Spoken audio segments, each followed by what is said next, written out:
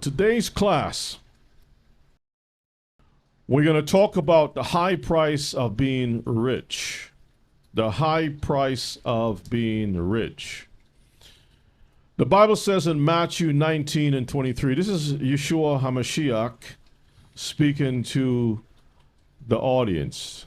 Let's see what he says. A rich man shall hardly enter into the kingdom of heaven. The Bible says that a rich man shall hardly enter into the kingdom of heaven. It is easier for a camel to go through the eye of a needle than what?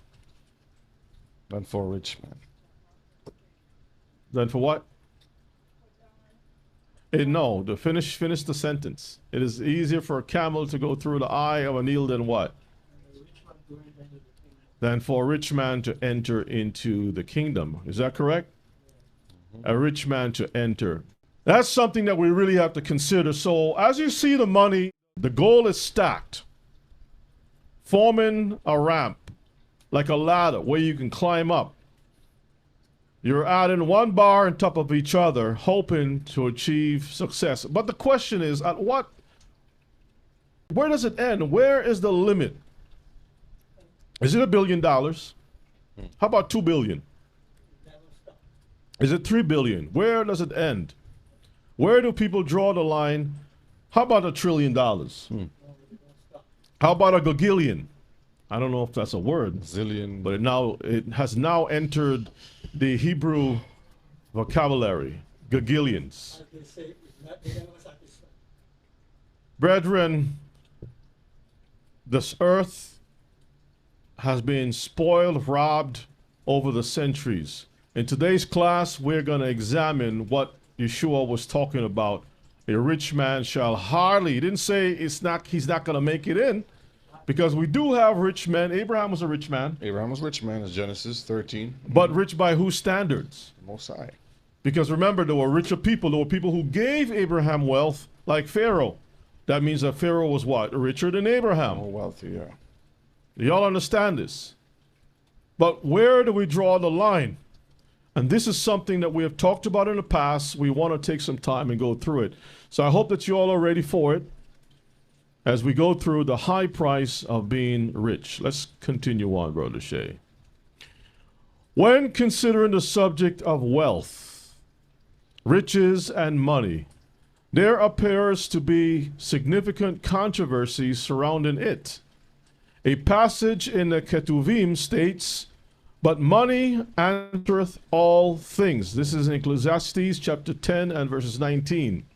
We've all heard it, right? Yeah. We've all read it. It says, however, when taken out of context, this verse may imply that money can solve all problems. Conversely, another translation aligns this verse with the broader context of Scripture, suggesting that, let's read the AMPC translation. What does it say? Instead of repairing the breaches, the officials, make a feast for laughter, serve wine to cheer life, and, depend on tax, money to answer for all of it. Instead of repairing the breaches. So this is the translation of money answereth all things. Instead of repairing the breaches, the officials make a feast for laughter, to have fun, serve wine to cheer up the life, and depend on tax money to answer for all of it. Is it possible that the verse is implying that money is used to correct irresponsibility or fix all our woes? And I believe so. Because it makes no sense to say that money answereth all things when we know that the Most High is the one that answereth all things. Exactly. So something taken out of context, this is why you have to read a little above it and below it to see what the thing is talking about. But even the way you just put it should make you think and to have a better understanding of the verse. Because if the verse says, money answereth all things, then you ask the question, does money supersede the Most High? No. So that means money doesn't answer all things. That's right. So you can see it, there's a young man here trying to figure things out. Does money answer Me getting a car? How about me owning a house? How about marriage? A lot of times when we think about money, we think about car. That's why the car is shaped like money. The house is shaped like money. Even your relationship looks like money. Like for me to have a relationship, I gotta have money. Even in a Christian church, they're telling you money, money, money, money. If money is believed to answer all things, what happens when its value depreciates? Because the value is dependent on men, whereas the Most High is everlasting. So if something depreciates in value, now imagine you go out and you buy a car. It's $30,000. That's the average price today. $30,000 for a vehicle. 5 seconds off the lot. You drove off the lot, just 5 seconds. And that drops from 30,000 to something else. 20,000. Depreciates. It depreciates. You can't get the same for it. And you're thinking my car right here equals $30,000. Let's move on. The values are off. In some ways, the parent are the ones who escorts their child into a prison. Sometimes parents mentally coerce their children to believe that riches, whether through education or marriage or otherwise, can answer all things. And that's a very sad, sad thing.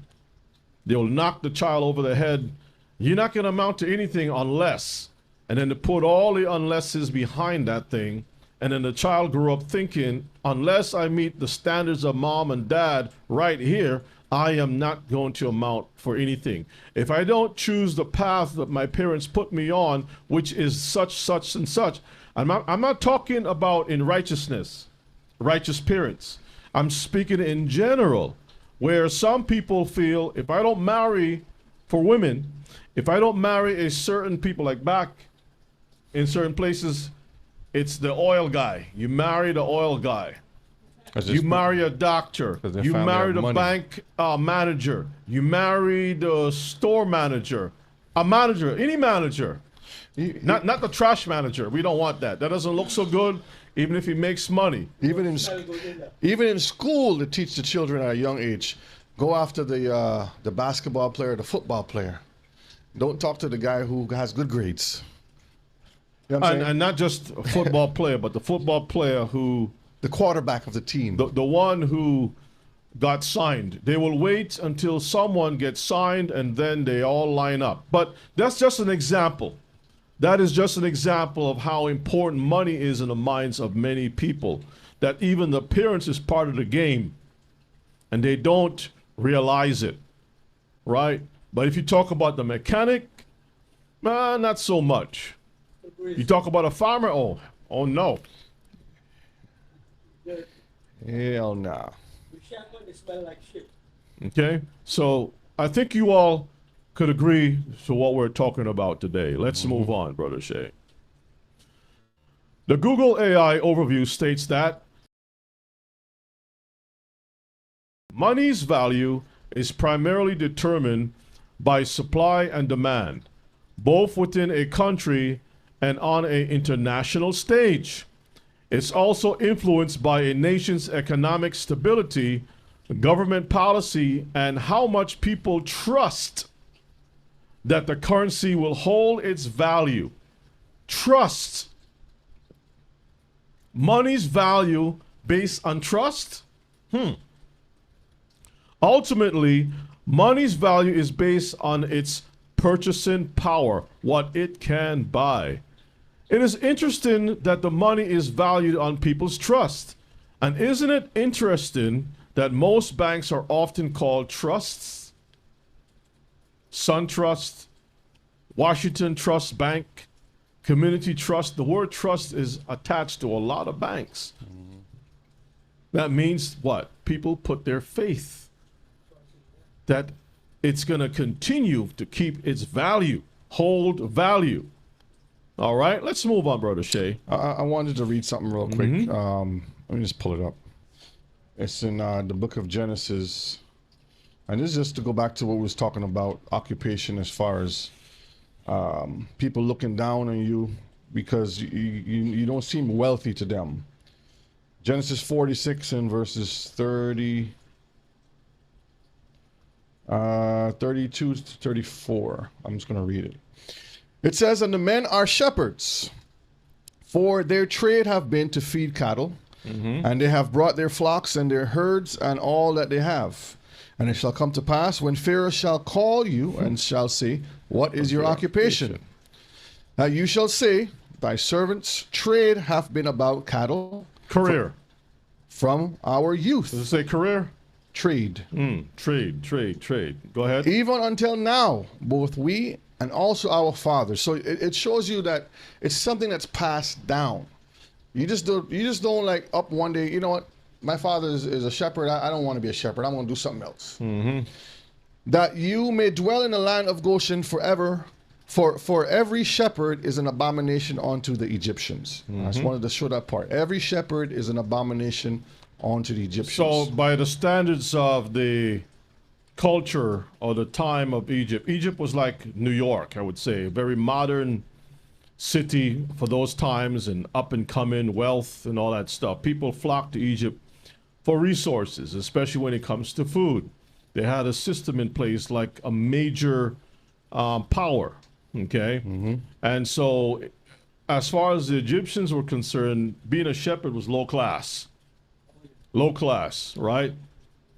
Low class. And I'm sure if a brother shows up and says, "Sis, you know, I was thinking about asking you for hand in marriage," and she do the fact check to find out that he's a shepherd, she'd be like, "I don't think so." Especially when she is she's under the care of friends and mama. Well, sometimes mama is a friend, is a main friend.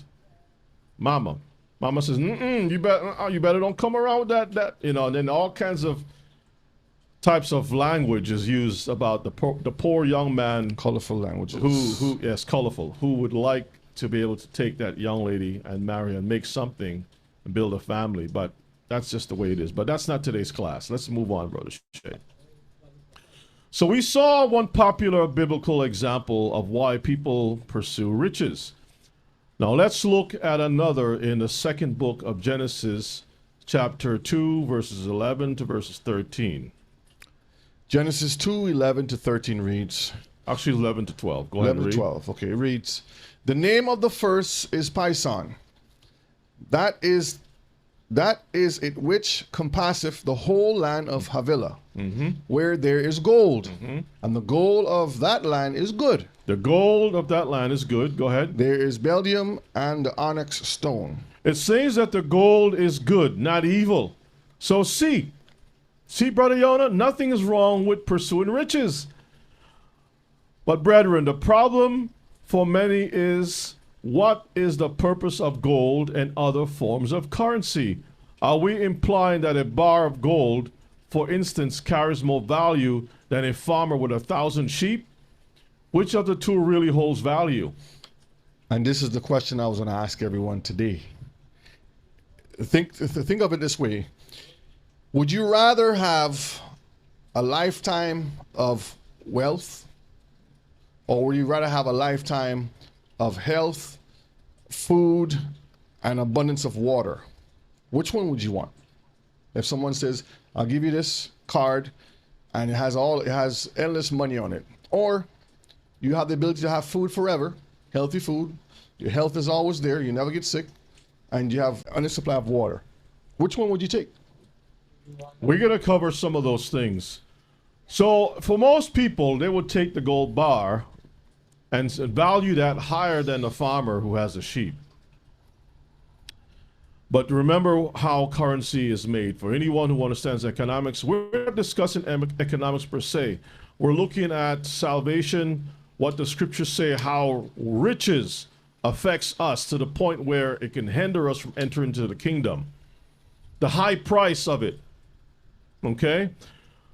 So here's a question. Why didn't the Most High put Adam, especially Eve, in the land of Havilah? That's where the gold is good. Instead, he put the first husband and wife in a garden to take care of the thing, to work. He didn't put them in a place where the gold is good. Think about it. Because if a choice was given, most people today would say, I want to go where the land has all the gold. All the gold. I don't want to be in the Garden of Eden. I have to work? You're telling me I got to work in that thing?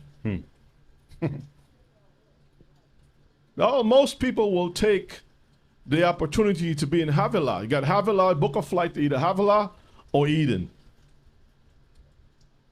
Think about it. What people don't see is the value that work puts in. The real value is life. The real value is life. Life. Okay, and much more. Let's move on, Brother Shay. In short, gold and other forms of currency represents or reflects the value of something else. Gold and other forms of currency represents or reflects the value of something else. Ultimately, money's value is tied to what it can buy. Gold and other forms of currency serve as mediums of exchange, facilitating transactions and trade. Again, if the price of goods and services increases, the purchasing power of money decreases, meaning you need more money to buy the same amount of things. You need more gold. All I have to say is that my sheep, you might say my gold is, my gold coin is worth 1,000 shekels. I can say, okay, no problem. I feed my sheep get nice and fat, plump, and everything else. I can say, hey, you want the same sheep? It's going to call you 2,000 shekels. So which one worth more? Especially if there's a famine. Which one is going to worth more? And even if you look into it with the gold, after you have the gold just sits there. But the animals, you invest more into it because there's more time. You have to feed them, you have to take care of them. And then they can always reproduce and always bring more. So the value is different compared to just a piece of gold. That's right. So we must understand where the value really lies. Okay? Ima, something on your mind? Yes. Shalom again. Shalom. You still have to work with the gold to get the gold, because you have to dig it out. You have to go and work, but dig out the gold, and then you have to boil it down to take Melt off it. all the it down Or to smelt take it. off all the Contaminants. yes, before you can get to that gold. But after you do that, that's it. The gold sits there. That's what I was referring to. Yeah, I understand that, but I'm saying you still have to work to get the gold. It's a process to get And it. here's the Yes. thing. Let's say you have two islands. One has a lot of gold, and the other one has no gold whatsoever. The one that has no gold has wheat, all types of food supplies. The other one That's what I was has referring very to. little stuff. And the island who has all these food supplies and stuff will say, I don't want gold. I can't use gold here in my country. What am I going to do with the gold? You know full well on your island you have to eat. You need milk. You need sugar. You need different things. All the gold in the world is not going to mean anything. The person who doesn't have any gold can live. The person who has all the gold, if they have supplies, it's going to run out at some point. And they have no way to multiply those supplies unless they have seed. That's like the question you asked And if earlier. the soil is not good, because you have a lot of places that have a lot of gold, but the soil is horrible. It can't grow anything. Or you may have a lot of oil, but the soil is horrible. And if the soil is not horrible, the place is not good. The environment is not good for people to live.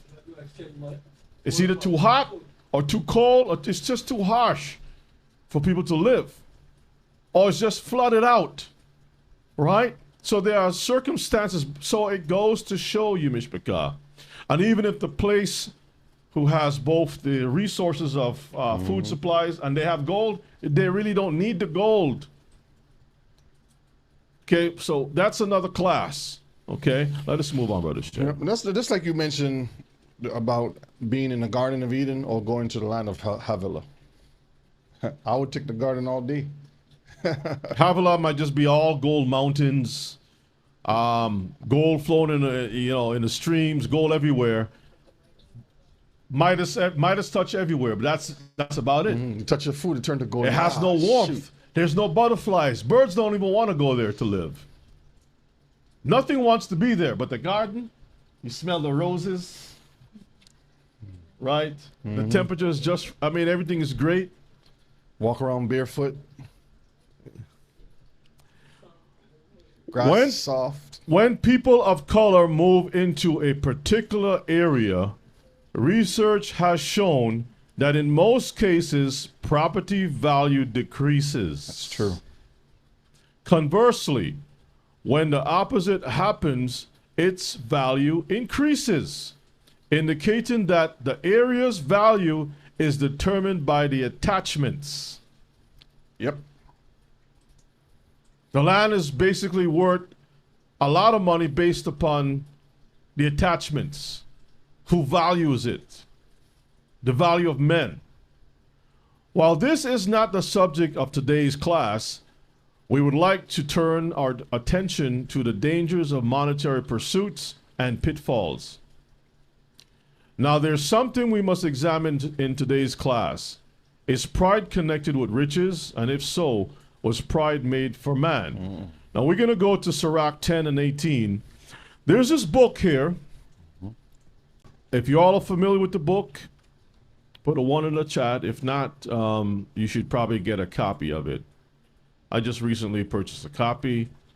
And so far, what I looked at, it seems very interesting. They show you how places are set up to keep certain people of color out. Laws are put in place that will govern who's going to live where, the price, and all that stuff.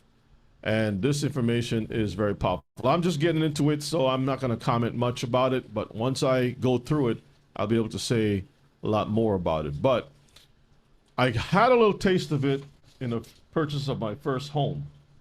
And I remember I had received a letter by some law firm about a class action suit about the mortgage company, the finance company. They said that how, based upon our research, they charge you based upon who you are. I said, oh, is that interesting? That is interesting because I already know about this thing. I just didn't think it would happen to me. So when I looked into it, it was true. They were charging me more money than the average, like they say in the UK, bloke. The Europeans were getting a better price for the same house. Everything was much better for them, but for me, for some reason, I didn't get the same thing. And when they sued the finance company, I think I only got like less than $20. I was like, this don't make any sense. I got less than $20. I think I took a picture of it and I have it somewhere. I got it somewhere. A lot of times these firms would look for cases like this so they can make the money for themselves and not give the people. That's what they do. Because they know they can win it, but they know the people aren't doing the research to find out more about it. That's right. So, Brother Shay, let us read Sirach 10 and 18. The book of Ecclesiasticus 10 and 18 reads, pride was not made for man, or for men. If pride was not made for men, who was it made for? Who was pride? Who is supposed to control pride? Who can control pride? If men can't deal with it, who's the only one who can deal with it? The Creator.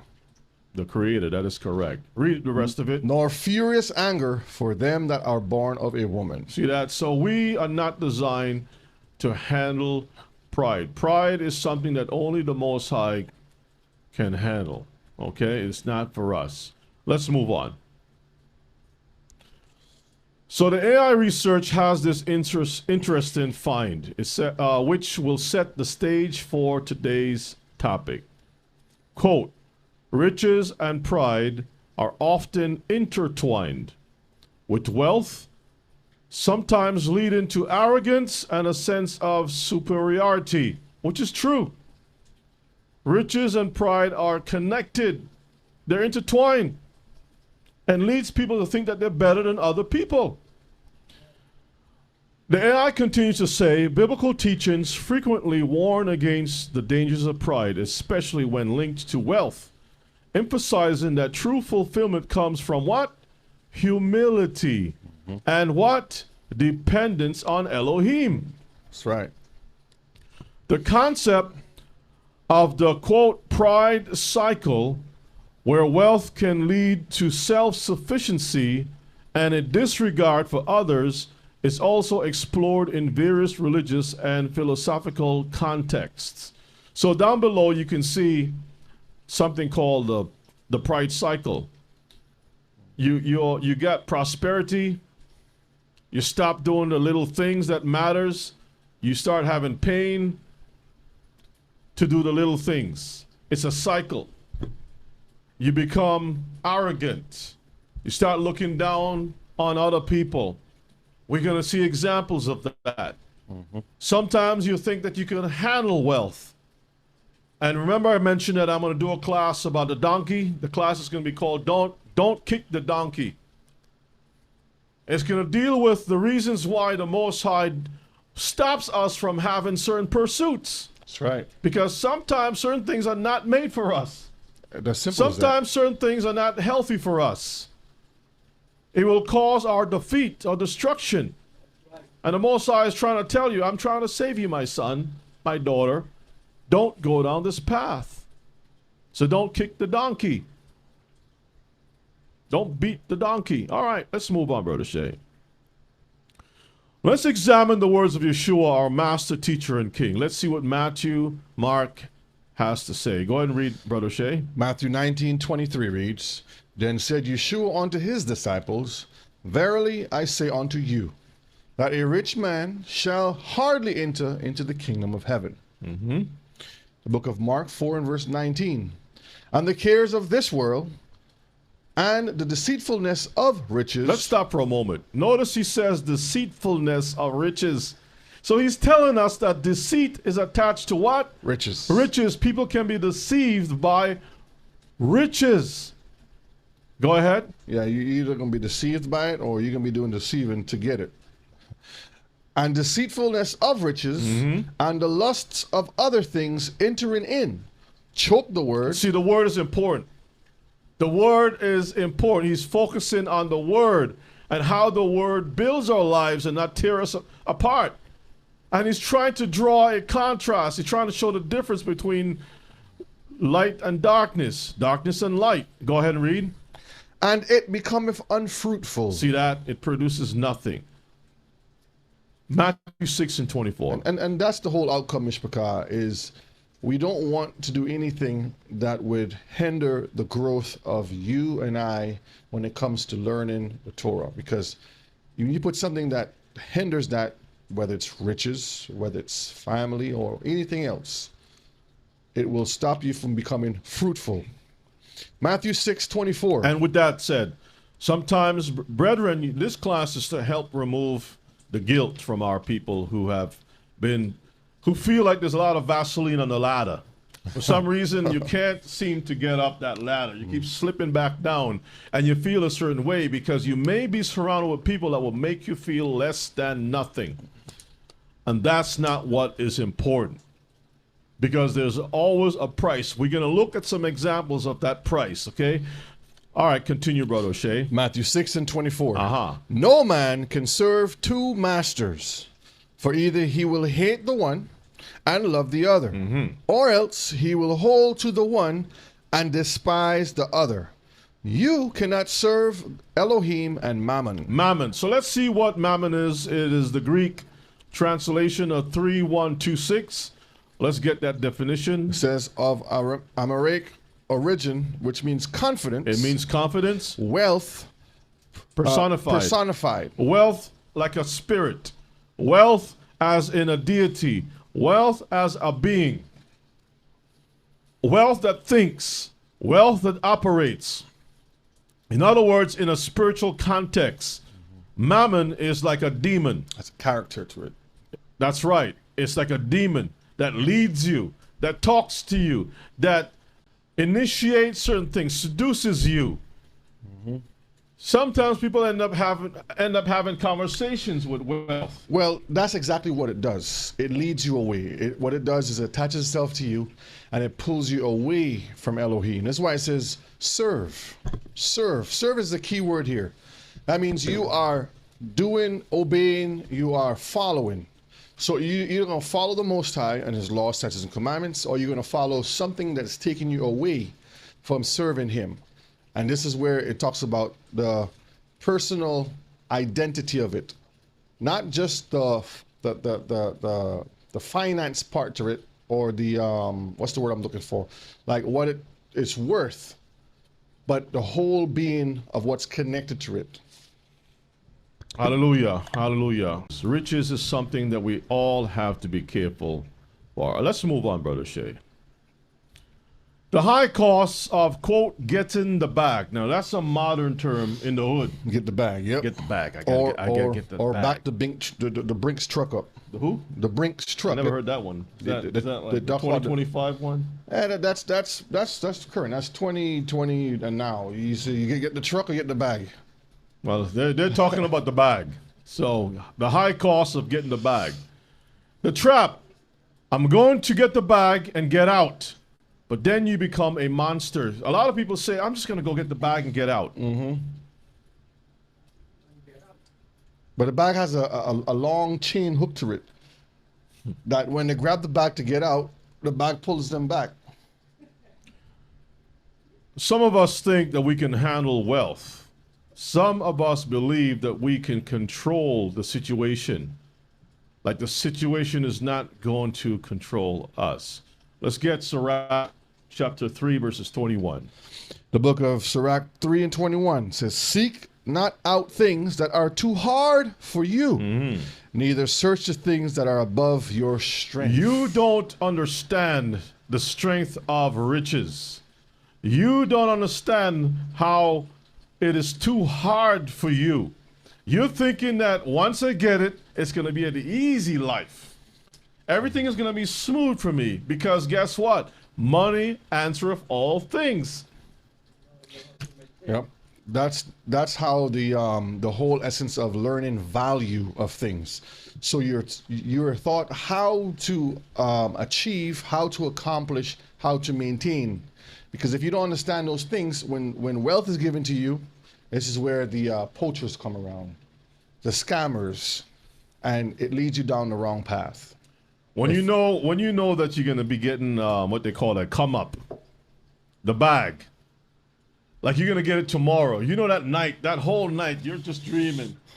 You're having imaginations. You're thinking about everything that I can possibly get. You done put an appointment to get a massage, a pedicure, manicure. You already done a big appointment to get the car, the dealership. The car, the dealership. Is looking over here a little funny. I think you need to refresh that list you got there. No, I mean, think about it. When you say you're not talking about yourself. Not me. Not Brother O'Shea. Don't look at Brother Shea like that, okay? People are going to think to themselves. People, okay. They already got the list already. I want this type of car. I want these wheels on it. I want to get this type of clothing. I want that restaurant. I never got to go to that restaurant. I'm going there. I'm traveling to this island. I'm going to meet. The list is long already. You already have the list, and you haven't gotten anything. But the Most High is not even on that list. And all of a sudden, your number that everybody had was changed. It don't work anymore. Have you seen Brother O'Shea? Nobody knows where he is. Brother O'Shea is in some hotel room hiding undercover like incognito. Like what's that? When the FBI hides someone, what do you call it again? Witness protection. Witness protection. He's on the witness protection. That's right. Because he witnessed some money. Emma, what's on your mind? I was reading Mm-hmm. a little news this morning that say that the casinos, people are leaving the casinos. They're not going there because right now because they don't have money. The casinos is not having any money. People are Right. winning. People, they're leaving it, they're not going there because they don't Mhm. have money. And sometimes there are people who are like casino flies. Like you got a bar fly, a casino fly. They circle around to see opportunities Yeah. that they can get off of somebody. They can say, a guy and a woman would say, boy, I can't even scratch my own back. I need money to scratch a little higher up. No, lower. Nope. Nope, on the other side, closer to, right there. See, I need money. There you go. Money to scratch the back. Thank you. I tell you, that's a rough one. Ella, what's on your mind? To have this money, Mm-hmm. you have to have bodyguard. Uh-oh. You have you have to have somebody to. And who's going to guard you from the bodyguard who's guarding your body? Because don't you think the bodyguard is watching all your moves? Anyway, let us move on. Because now we're setting things up. And we're going to slow it down to get a better understanding. So let's look at some examples here. The Guardian, let's read the titles of this, Brother Shay. All right, so in The Guardian, the title says, I am a therapist to the super rich. They are as miserable as Succession makes out. This is by Clay Cockrell. This is a therapist. This is a person who knows the secrets of the super rich. And a lot of these people are miserable, right? They're confessing that they're miserable. And you're thinking money answereth all things. Having the wealth should provide the type of happiness, and you shouldn't be miserable, right? I mean, anytime you want to be happy and smile, look at your bank account. And then you start feeling a certain type of way. But you see, what we don't understand is once you have arrived to that wealth, what is next? There's nothing else. Nothing else. When you get to the top of Mount Everest, do you think that there's a higher mountain than that? It's just going downhill. And believe you me, it is lonely at the top. The top is only built for a small amount of people. Put the village up there. This is why mountains are wide at the base. Very wide at the base. And everything that falls comes from the top. That's why it's called rock slide. The rock stars, they slide. Right? Mudslide. This is the filthy rich sliding down. And all the poor people just looking up like, look at that. Oh, how the mighty have fallen. Brother Shay, let's read the standard. The standard since 1902, this is another article, says, rich but miserable.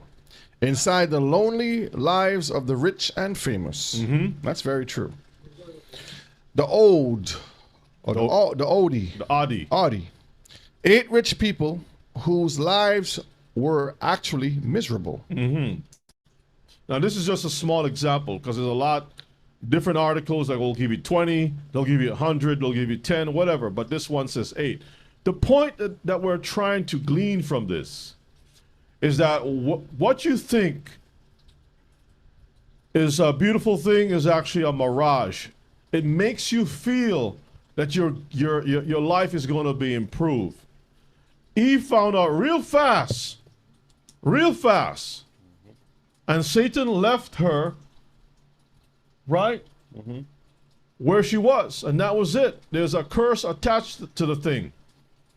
All right, so now let's look at a couple of articles, but read Proverbs 31, verses 6 and verses 7.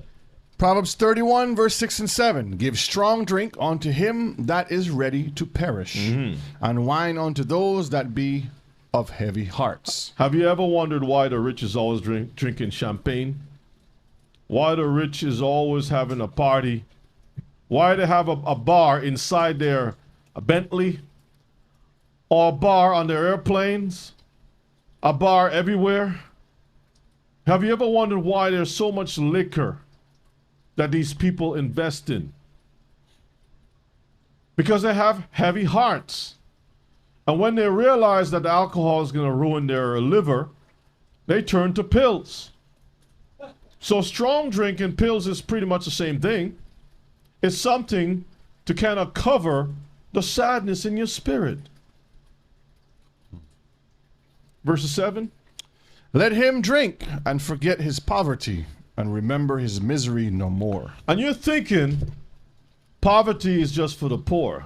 Mishpachah, poverty is not just something that is tied to the poor. This is why Yeshua says, blessed are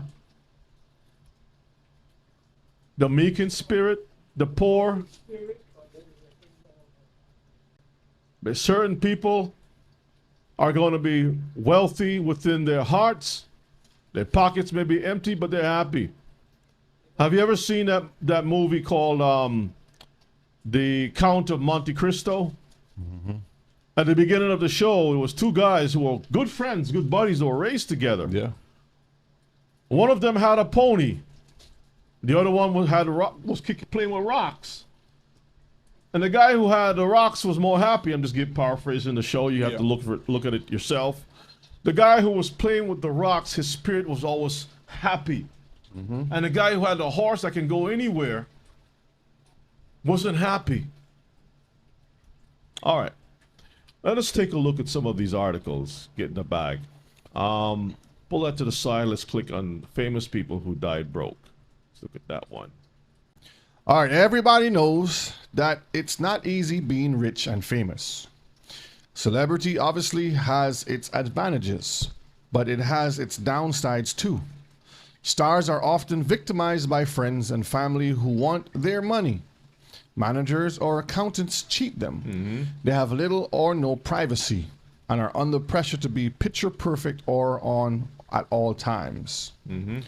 No wonder a depressing number of icons of the film and music world succumb to drug, alcohol, or gambling addictions, which are costly in themselves. They're costly in themselves because they need therapy. They need help. They need to go to recovery clinics to detox themselves. Read on. And also typically lead to lost career opportunities. Okay. And you know, I always used to, when I was younger, and I always used to think, when you have certain individuals who are wealthy and rich and famous, they'll disappear. You won't hear from them. I was like, where do these people go? And not all of them. It's a few of them. And when you do the research, they give up all of that fame. They don't want to be bothered. So they take their little monies and they go away somewhere and have their families to live in peace. It's a sacrifice that has to be made. Continue reading. Okay, read some more. Celebrities also make bad investments, spend widely on luxury, or simply have bad luck. Some fail to pay taxes to the IRS.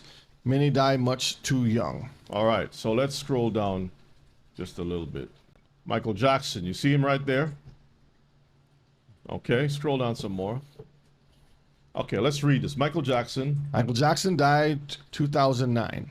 Circumstances of death, reportedly $500 million in debt, estate bankrupt. Wait a minute. How many of you all have heard this? You always hear about how successful his record catalog, he had the Beatles catalog, he had all this money. Listen, a good example of what we're talking about is Kanye West. When Kanye West opened his mouth and started talking stuff, his worth dropped from $1 billion dollars, something like that, down to half of that. Yeah. Half of that. I think it was 250 million. It dropped down to, or something like that. All the contracts dried up. Okay. All right, let's read. The King of Pop. Because the worth is also tied to who you're contracted to. Mm-hmm. So that's included. Because remember what we said in the beginning. The money's tied to something else. Men are the ones who put the value on things. Men will say, well, you're worth such and such. By whose standards? Exactly. Is it the Most High? So if somebody likes you, they'll value you up. If somebody don't like you, they will devalue you overnight. Now, I can understand certain things are valued based upon the quality and the usage of it. For example, a piece of wood. Wood is wood, but wood is not also wood, because That's a good example. you have pine wood versus mahogany wood. One is stronger, one is more softer. You have, for example, give me one that's for water. What's that one? Cypress. Cypress full. Yeah. Cedar. There's different types of wood that some may withstand more water than some.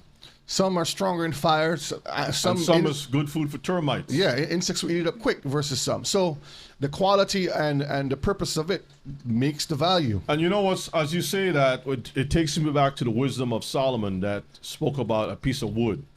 You got a piece of knotted wood, right?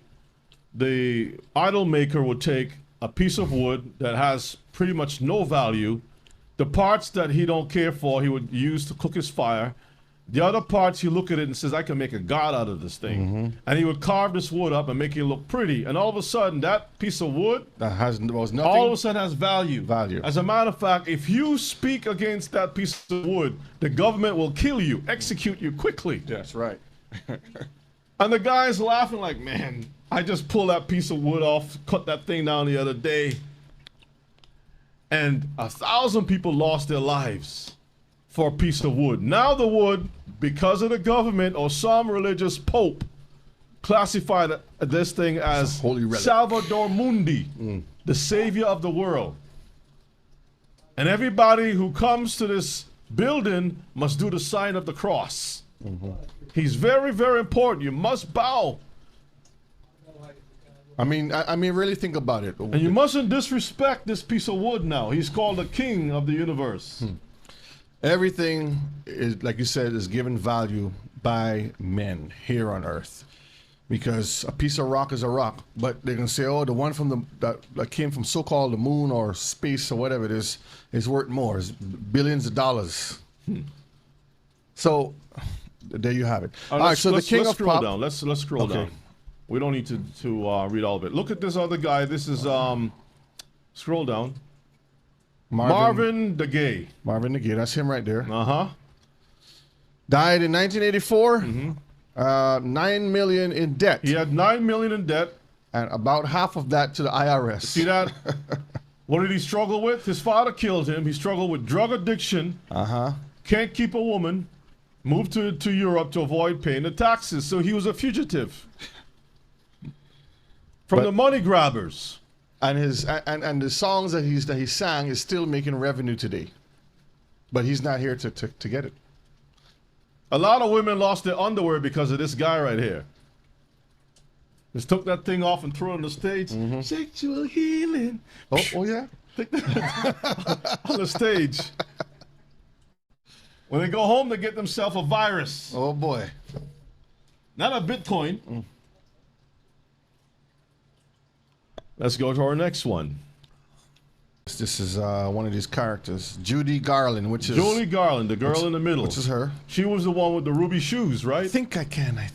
She had the ruby shoes. Let's see what happened with the ruby shoes. She was $4 million in debt. 4 million in debt.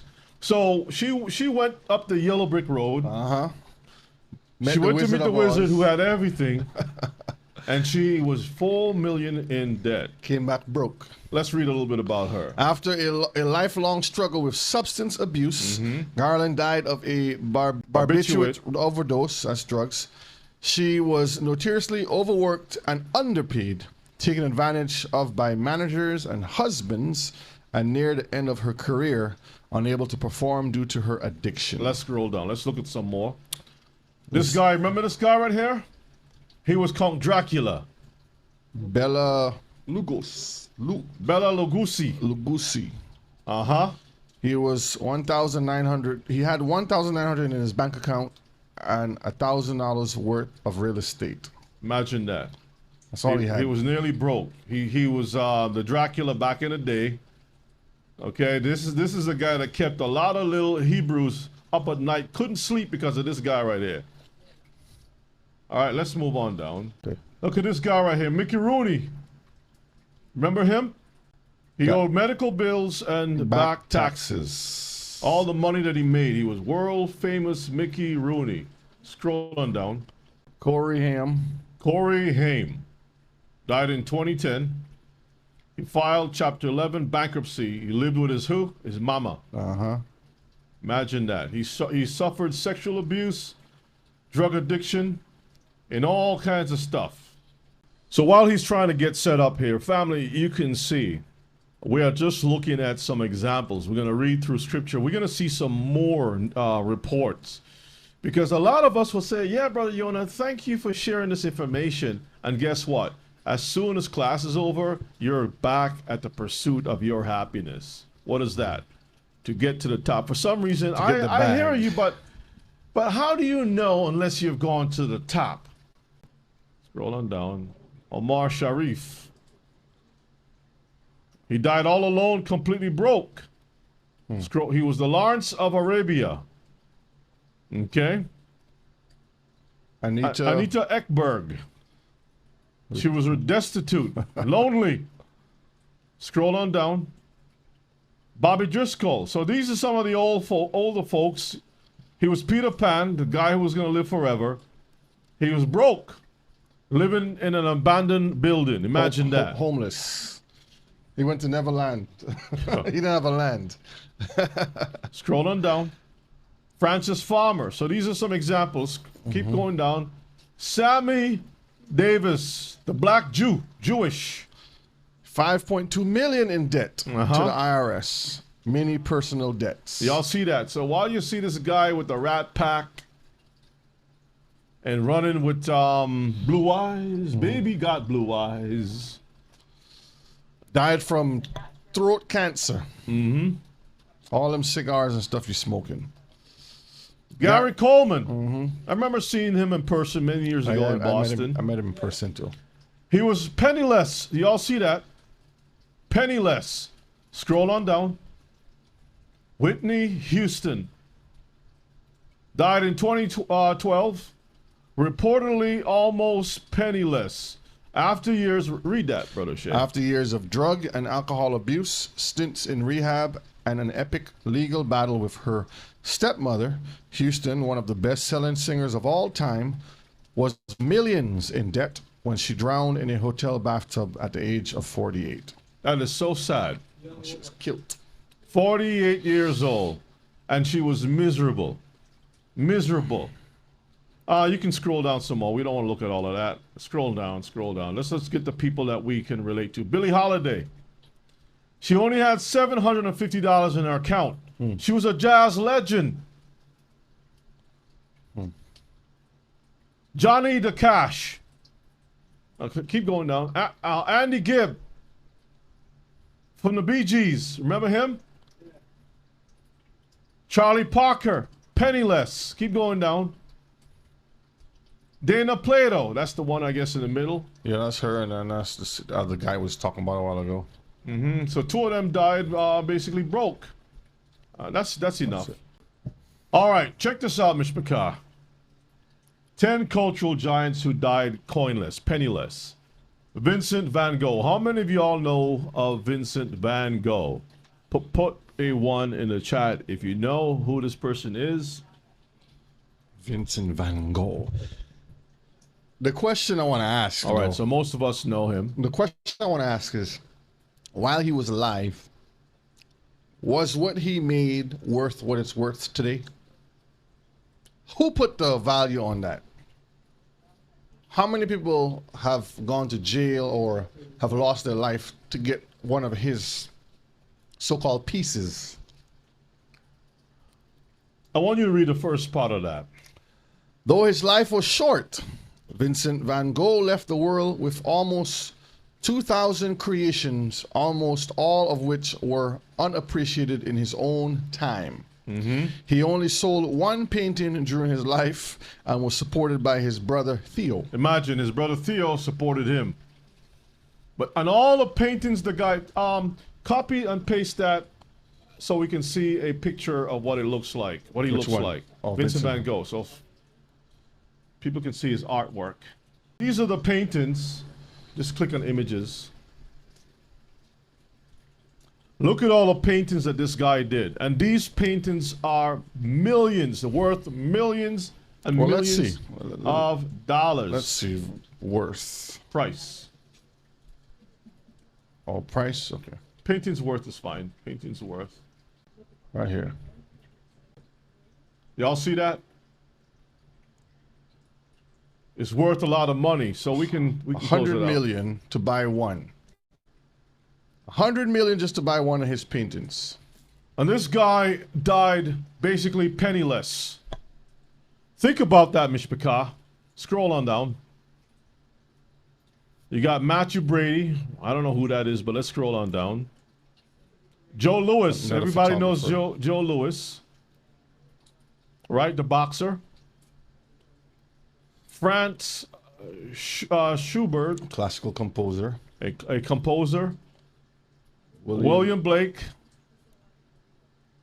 Another artist. Ave Maria, okay. The musician. Oh, you're talking about this one here. France. Yeah. Beethoven. William Blake is another artist, luminary working. Scroll on down. Oscar Wilde. We saw Sammy Davis already. Scroll on down. So see, some of these are. Keep going. People that Another painter.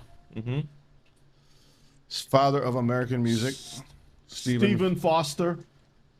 Keep going down. That's the songs he wrote. Swanee River. Okay, keep going down. Genie, Susanna. Genie with the light brown hair. You know that famous song?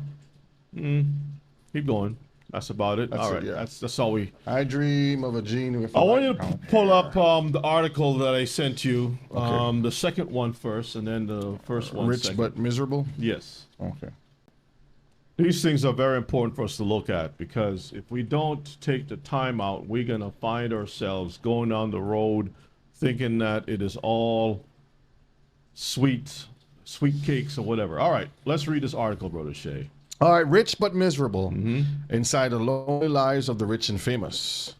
In a brief yet graphic article that has drawn massive online criticism, celebrity news website TMZ on Tuesday described in brutal detail the death of Swedish producer and DJ Avicii-born Tom Bergling. Tom Bergling. With the article that described how Avicii committed suicide by cutting himself using a broken wine bottle, TMZ confirmed last week's statement by his family, which appeared to frame the DJ's death as a suicide. In the statement, his family stated he really struggled with thoughts about meaning, life, happiness. I want y'all to see this, right? We're going to slow down. He struggled with thoughts about meaning, the purpose of life, happiness. Brethren, the Torah is supposed to help us to understand what life is about. Life is not about being famous. Life is not about having a whole lot of money. Life is not even about money. Life is not about a lot of things that has been propagandized to us. Yep. What we've been taught in school. Comes from, the meaning of life comes from the Torah itself. Our Elohim defines what life is all about. Okay? Go ahead and read. He could not go on any longer. He wanted to find peace. So he was trying to find peace. So peace is like a character somewhere around. He's looking for peace. Peace, are you here? Have anybody seen Peace? Excuse me, therapist, how much do I have to pay you to get peace? A piece of peace. Give me a piece How of peace. much? Where can I find peace? Sometimes you look in the eyes of a woman. Excuse me, are you peace? Can I find peace in you? Go to the church. Can I find peace in the walls of this building? Go to the forest somewhere. Talk to the trees. This must be where peace is. Zin. Maybe buy a book. Maybe in this book I can find peace. Get a piece of peace. Let me talk to the Dalai Lama. I got a lot of money. Sir, can you explain to me how I can get peace? Yes, I can use some. Thank you. All right, let's scroll down just a little bit. All right. As revelations of Avicii's sad and troublesome life continue to unravel, fans of the musical legend are struggling to understand why he lost his will to live. He lost his will to live because the family told you what the problem was. He was struggling with the meaning of life. Let's scroll down some more. He was only 28. At the time of his death, go ahead and read. At the time of his death, Avicii was worth more than 85 million and had made several charitable donations over the course of his career. It is therefore understandable why many do not comprehend why the young man took his own life. All right, read on. Every year, thousands, perhaps even millions of people across the world troop to auditions for talent shows such as American Idol and The Voice, hopeful that they will one day reach the success and celebrity status of stars like Avicii. Now, I don't know much about this guy, but obviously he was a guy who made a name for himself, right? I'll have to see his face. I don't know who that is. Okay, let's scroll down. Okay, let's read few people. Few people look inside the lives of some of the celebrities to see them as they truly are. Lonely. The first thing on the list is lonely. Now, if you have some time, I would like you to go visit. This is on the Roku channel. What's her name? Tracy Ross. Okay. Tracy Ross. Some of y'all remember her from the comedy show. I think something about Blackish or something like that. I think it is. Is it Blackish? Some travel thing. Blackish. Okay, Solo Traveler. Solo traveling. Solo Traveler. Go check that show out. Scroll down. Brethren, I went, it's a series, right? I went to check the thing out. And the first thing that the young, well, she's not young anymore. She's in her 50s. She talked about the tragedy of not being a mother, not being married, and she is lonely. She is traveling the world by her, well, not really by herself, because she has a 2-person camera crew. And if you listen carefully, she admits the first thing she sets up the show as being a lonely woman. Lonely, all that money. Her mother is a superstar. And yet she is very lonely. Has nobody in her life, talking to herself, trying to put on a good face. When you see her with her hair, you think this is all her hair. She takes off her hair in public. She just starts taking this thing out, and stuff is everywhere. All of this stuff here, and has no one to. I mean, she could have even adopted a child. Not even that. And sometimes you ask the question, why are these people so miserable? Because they haven't. How come you can't? You don't even have a man in your life. All of this stuff, and you have no one to share the stuff with. Because they don't have, or they didn't have someone to teach them value of life. It's one thing to come up in fame and celebrity and all the stuff, but you don't have no one that keeps you grounded to the simplicity of what life is, the whole essence of it. Family, understanding how people move, live, function, all those different things. When you're on the road in that whole Thank you, sir. celebrity lifestyle, you're under the lights, the bright lights. So you have no time, thank you so much. You have no time to basically sit down and reflect and understand the value of family.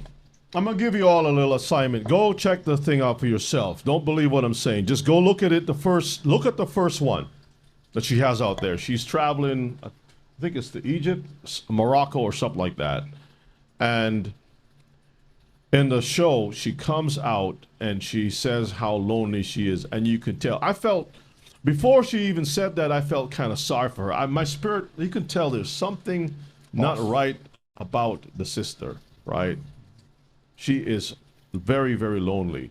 And what that does, it gives you a very big picture or glimpse into the lives of these people. They will perform very well. They will make you believe that everything is well with them. They will be able to have access. And when she was traveling, She has so many choices of shoes. It has to match this. I need a bag to go with this. I need this, that, blah, blah, blah, blah, blah, all this stuff.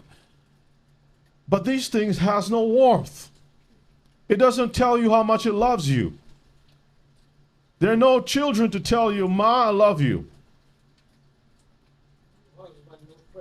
No one to spend all of this time with. You are lonely. This is why you do all the things that you do, because it's a cover.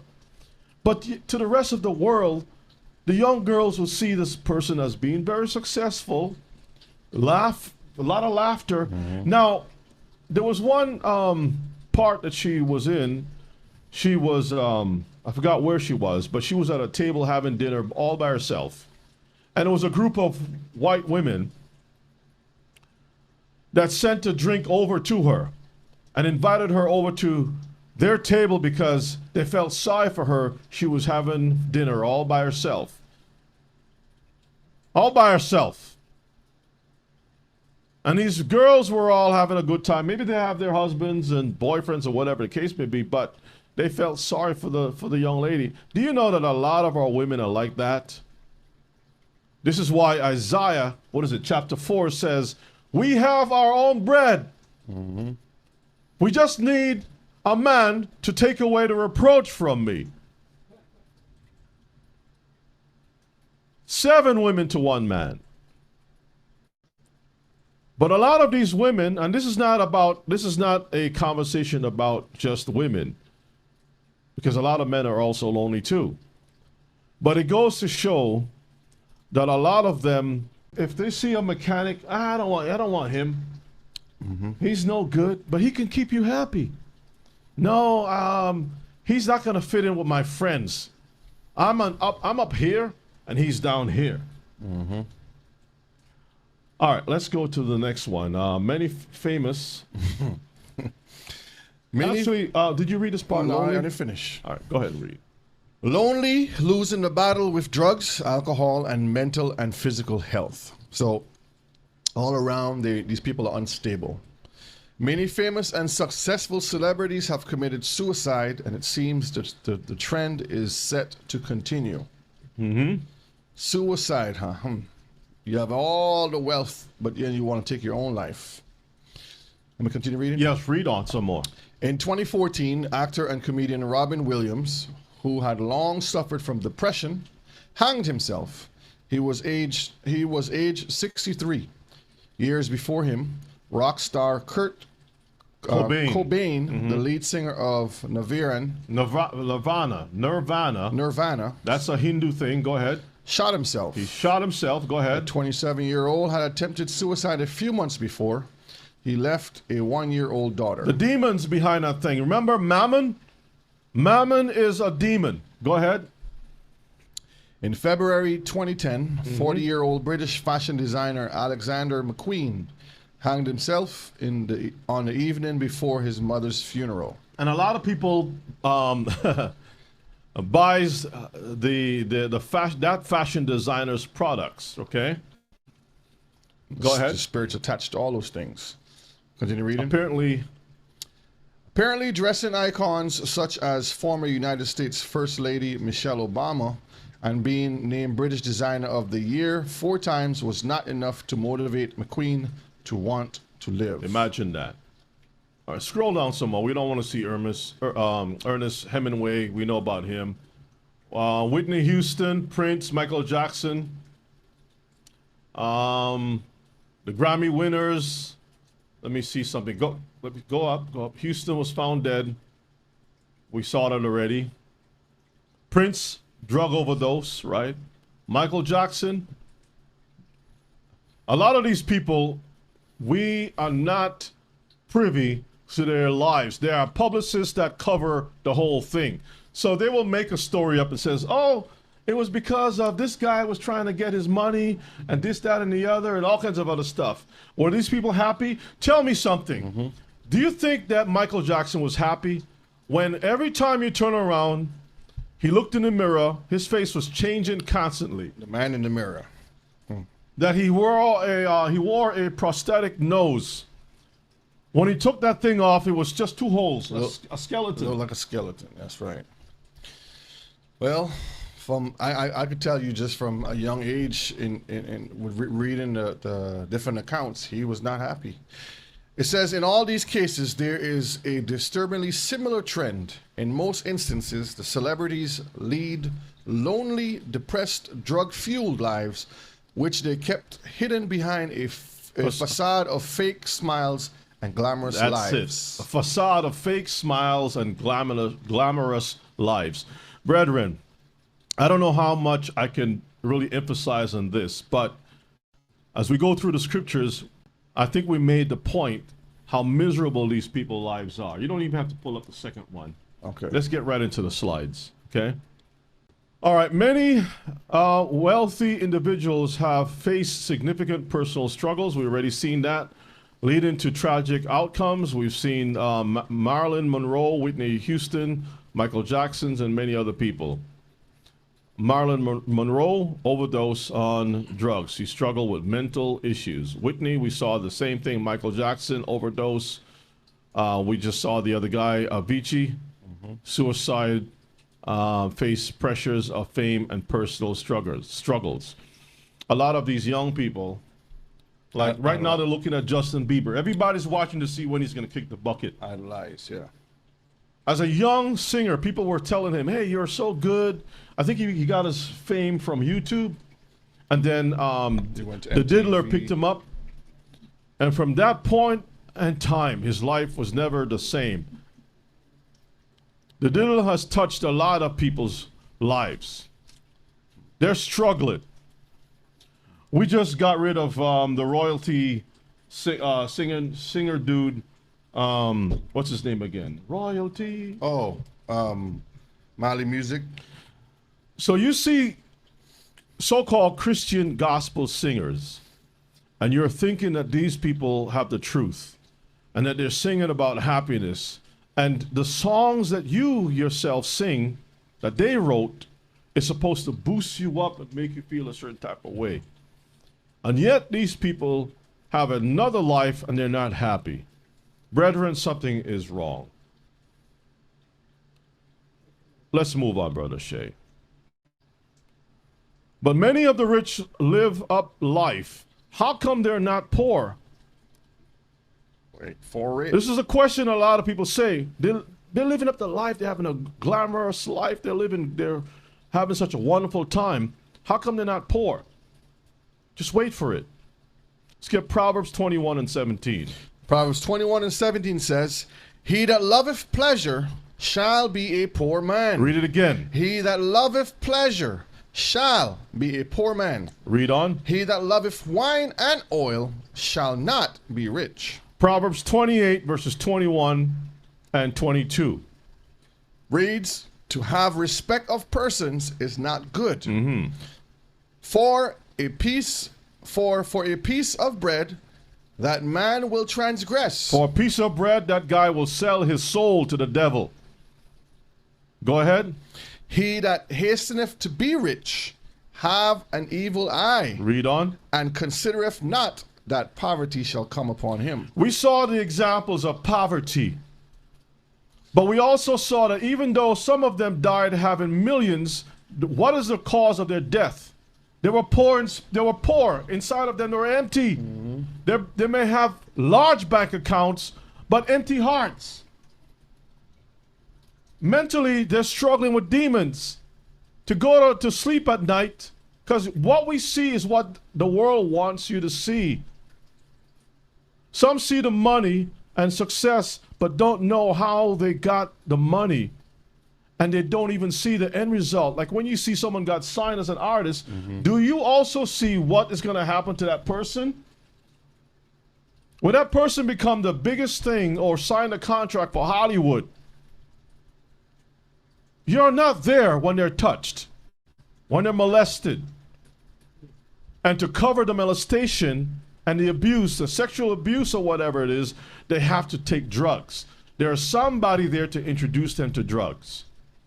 You know, girl, don't worry about it. You'll be all right tomorrow. You'll forget about this. Take a couple of these pink stuff here. This is what I use. And your psychiatrist and your psychologist and your doctor is there to give you these things. And you're thinking, The doctor has my best interests at heart. Can you pull up Sirach 11 and 21? The book of Sirach, chapter 11 and verse 21. You see all these people touring the world. You want to go on tour too. You're thinking, I got a good voice. I got talent. I'll be a rapper. I'll be a ball player. I'll be this. I'll be that. All these different things. As soon as these young men leave high school, before they leave high school, there are people who are looking to sign them with deals, contracts, to get them to a college. When they get to a college, there are people ready for them to sign these contracts to play ball. They want to groom you first and then bring you in and sign you to the bigger leagues. And there are a lot of women who are like vultures. They're waiting right there. As soon as you sign the contract, a lot of them, these women are at the clubs. When you go to the club, they tell you, just celebrate, man. I know you don't like to drink, but have a little drink. That first drink will set you up for you to be in a compromised position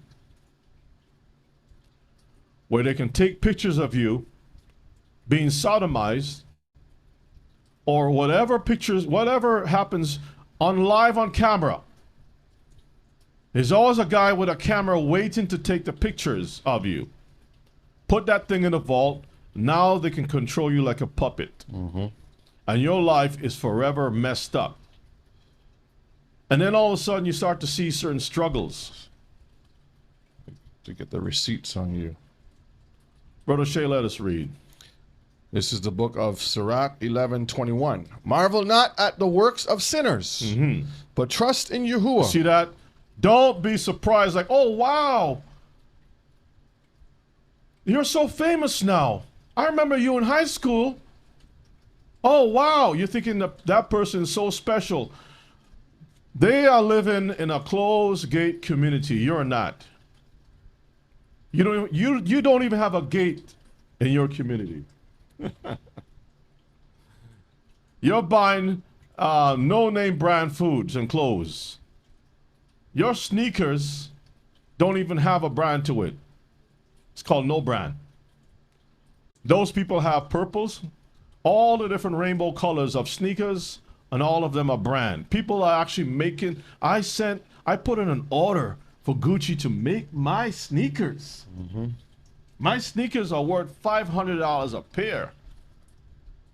For the cheap ones, $5,000 for my sneakers. As a matter of fact, they shut down the store when I show up. And I have the whole store for myself. And yet these people are very miserable. Brother Shay, read on. Abide in your labor, for it is an easy thing in the sight of Yahuwah, of the sudden to make a poor man rich. On the sudden to make a poor person rich. Like Jacob, he wasn't rich. Most High built him up. The Most High gave him exactly what he needed to build a nation. Abraham the same way. We're going to see that. Let's read on. Let's go to Matthew chapter 4, verses 8 to 9. Satan is always there, ready to sign the deal with you. He's telling you, sign here. Sign this contract. Everything is going to be great.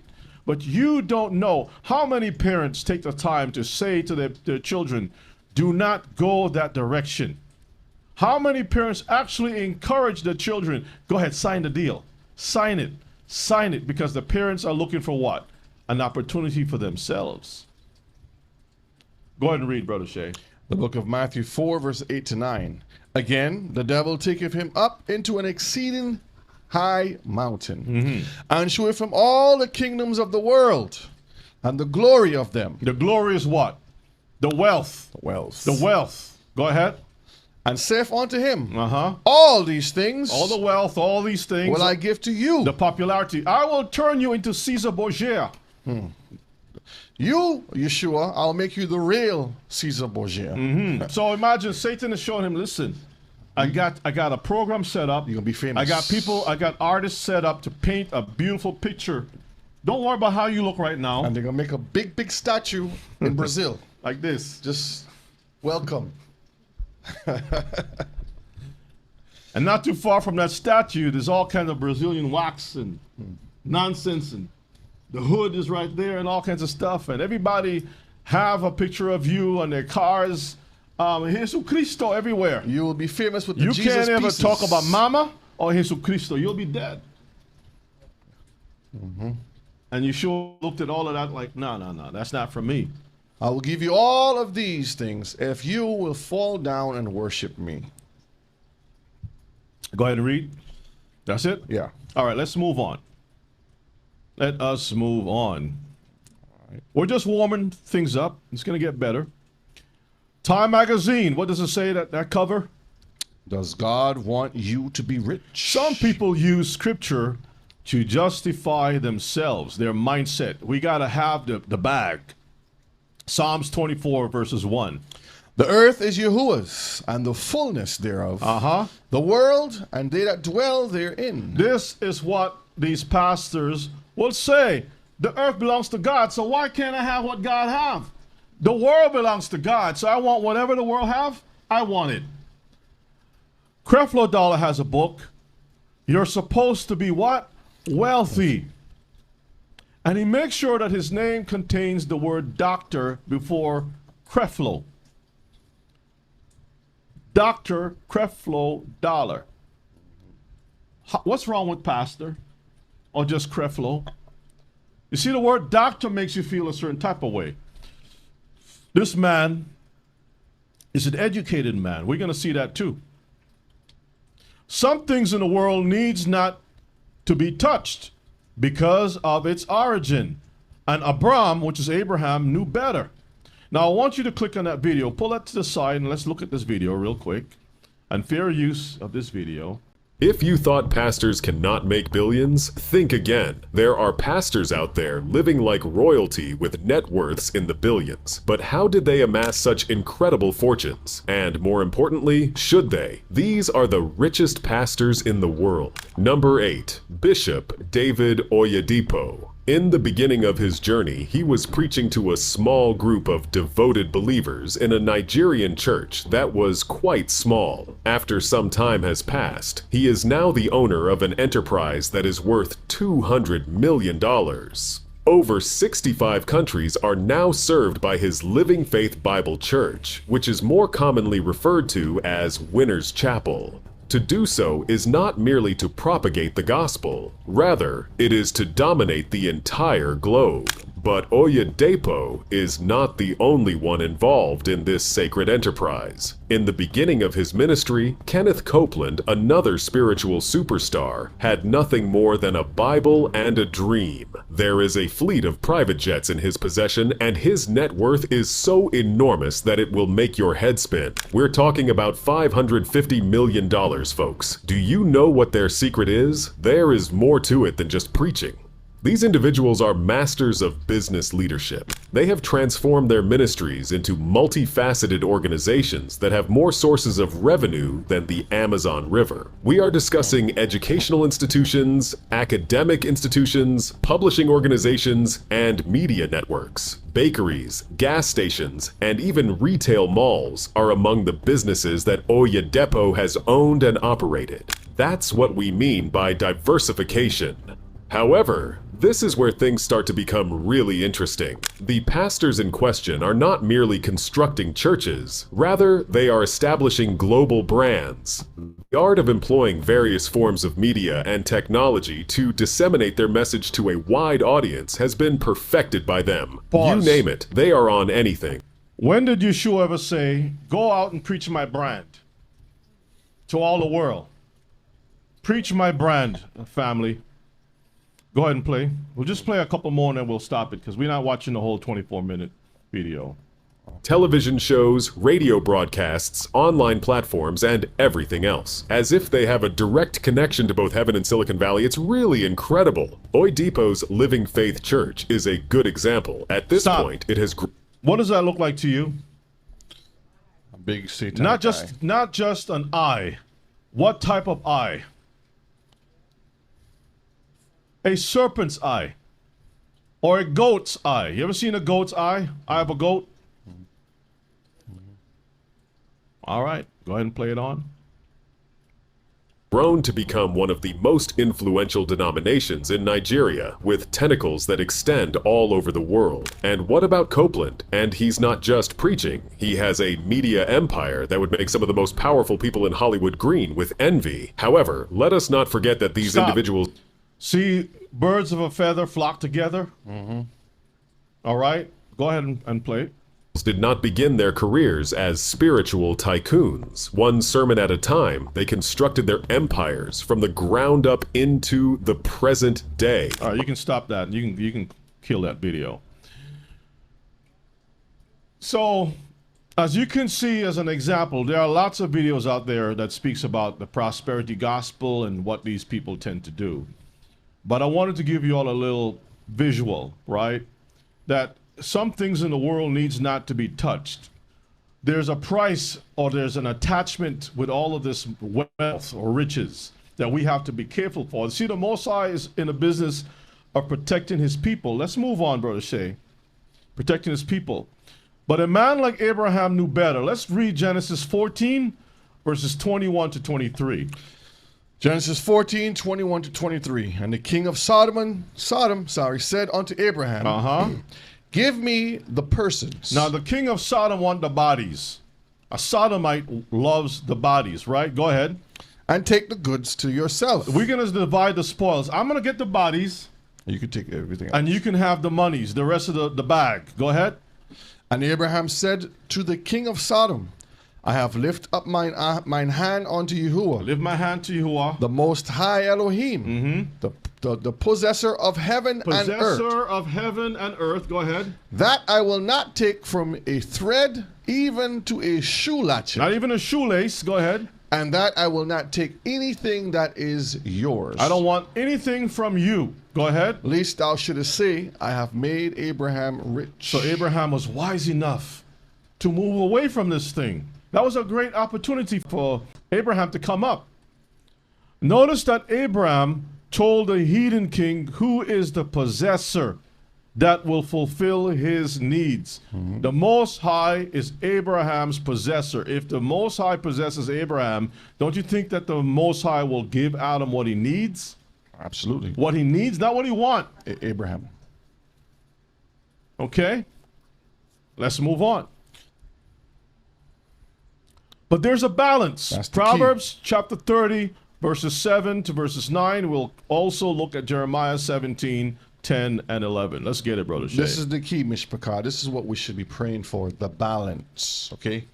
Proverbs chapter 30, verse 7 to verse 9 says, 2 things have I required of you. Deny me them not before I die. Remove far from me the vanity and lies. Give me neither poverty nor riches. Imagine that. I don't want to be poor. I don't want to be rich. Read. Feed me with food convenient for me. Stop right there. So Solomon is saying that there is food that is convenient. I want you to feed me. And feeding is not just food only. It could be the word, it could be your education. Give me the education that is suitable for me. Yes. Based upon your requirements. That's what you call equity. Your requirements. I want you to give me what is required for me to have so that I would not fall outside of your will. How many of us do things or operate within the will of the Most High? That's right. Do we go out and just set the standards for ourselves or set the course? I'm just gonna do whatever I want. Or do we inquire of the Most High, what would you have me to do?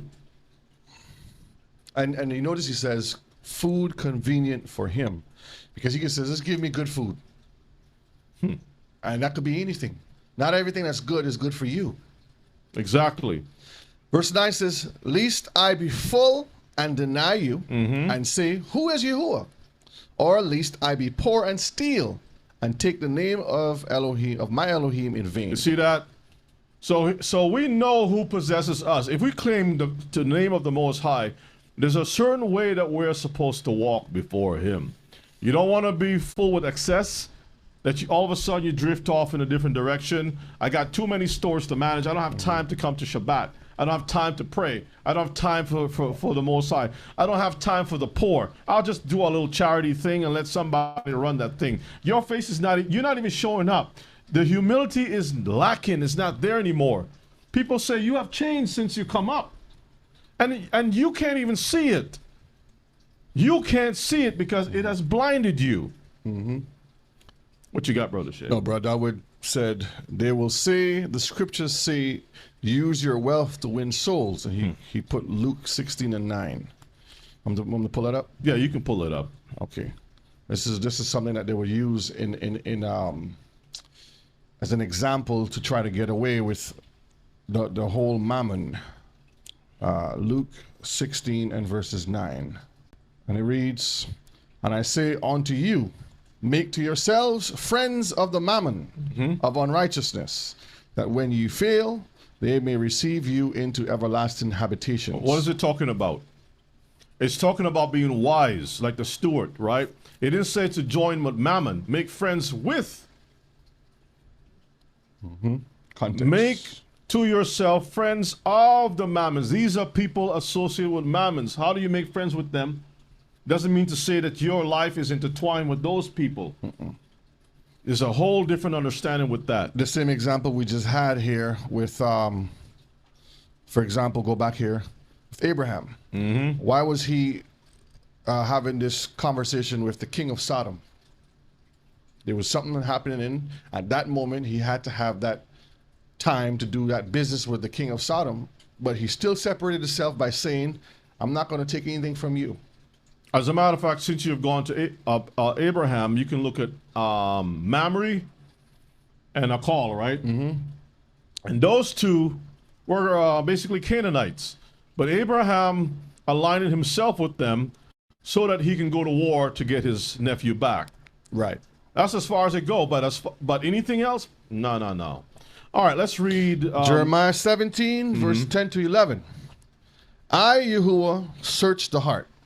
I try the reins, even to give every man according to his ways. This is why Proverbs says, give me neither poverty or riches, but feed me. Give me the things that's convenient for me. So you have to put things according to the will. Jeremiah is saying, you give me. Go ahead. According to his ways, and according to the fruit of his doings. As the partridge sitteth on eggs, and hatcheth them not, so he that getteth riches, and not by right. You're not getting the riches the right way. The way that you have gotten wealth is not the same way Abraham got it. Abraham didn't get up, I'm going to leave my daddy. And, Yah called me, and he did want me to be a prosperous Shemite. So I'm gonna go out there and set up a store, a business. I'm gonna have a caravan business. I'm gonna start renting out camels, called U-Camel. So you can rent a camel, U-Camel, so that you can transport goods back and forth to different places and stuff like that. And I'm gonna build from there. I'm gonna have a date shop with dates. I have sell date cakes and all kinds of stuff. You know what I mean? I'm gonna start selling rugs. He wasn't in a pursuit. The man wanted to be connected to the Most High. That's it. The state of mind, his understanding, his Different reasoning, spirit all altogether. of it was different. All right, let's read on, Brother Shay. Shall leave them in the midst of his days, and at his end shall be a fool. See that at the end of your time, like we saw some of the other fools, right? They didn't get wealthy according to the righteousness of the scriptures. Can you imagine? Whitney Houston started in a church. They all start in the church. How did she die? Lonely. Let us move on. Advice from an experienced rich man. Let's see what Job has to say. Job 31, 24 to 25. If you want to hear advice from a rich person, right? Rich dad, poor dad. Here's a rich dad who also was a poor dad and became a rich dad again. Let's read. Job 31, verses 24 to 25. And then 28. It says, if I have made gold my hope, or have said to the fine gold, thou art my confidence, if I rejoice because my wealth was great, and because mine hand had gotten much, verses 28, This also were an iniquity to be punished by the judge, for I should have denied Elohim that is above. See that? If I made gold my hope, I have actually, by default, denied the Most High. That's what he's saying. So you're going out in pursuit of some kind of a mirage called happiness. And in pursuit of all this thing, the Most High is further and further away from you. You can't even see the Most High in your rearview mirror. You can't. Now imagine Israel had the Most High as a fire, or the angel of the Most High encamped round about them, a fire by night, cloud by day. Yeah. And still, their hearts were not right. Oh, boy.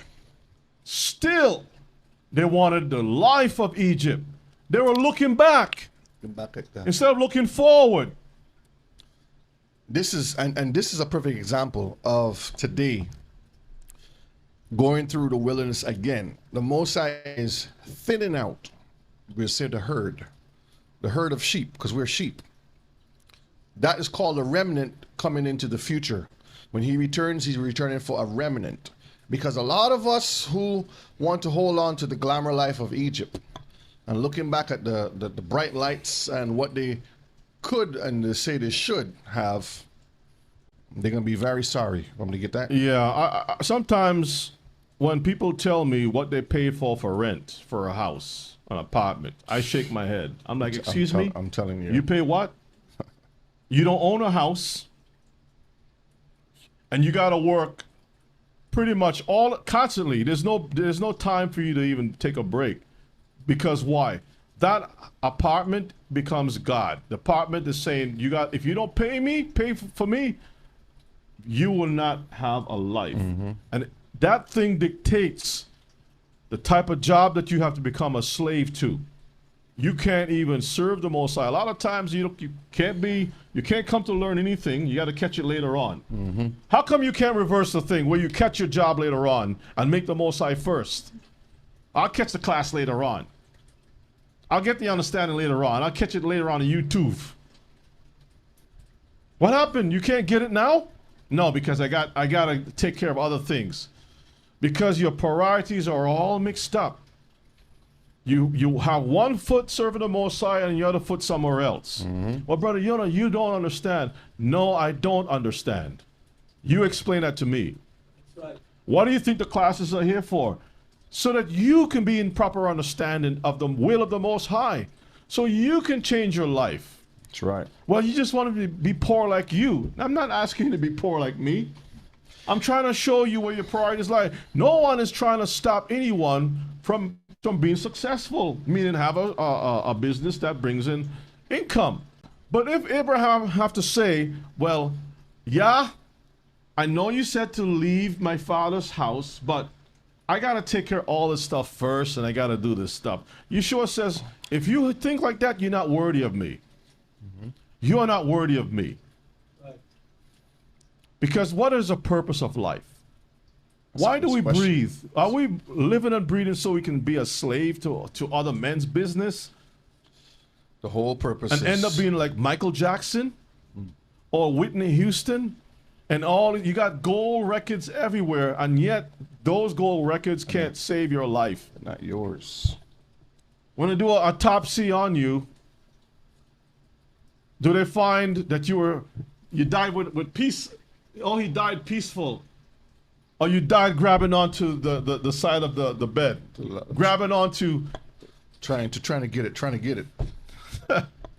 And this is where, Mishpachal, we have to have that understanding, that wisdom. And let me go back up to this slide here a minute. Nobody's trying to tell you to be poor, family. Go ahead. Again, food convenient for me, wealth convenient for me, health convenient for me. Everything is according to the Most High's will. Equity, that's why I said the word equity.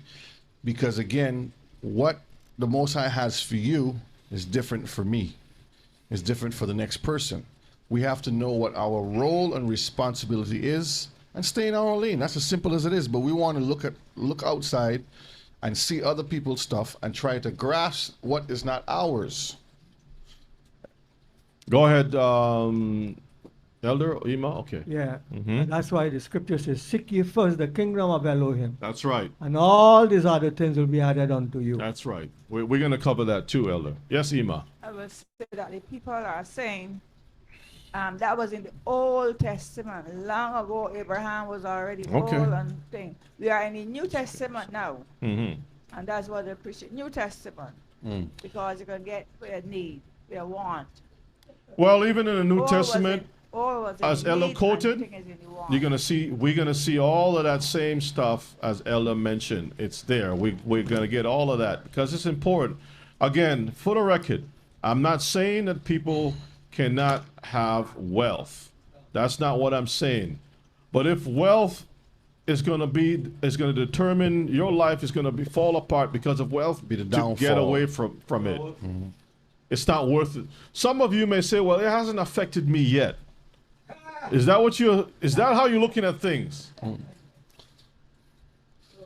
It's like you're driving a car, your foot is on the pedal, you're going 95 miles an hour. I haven't crashed yet, so let me keep pressing the pedal. Mash it harder.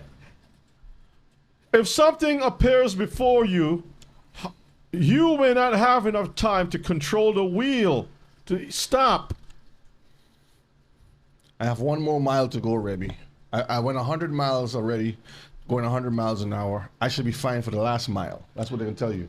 Let's read Ecclesiastes chapter 5, 19 and 20. Verse 19 and verse 20.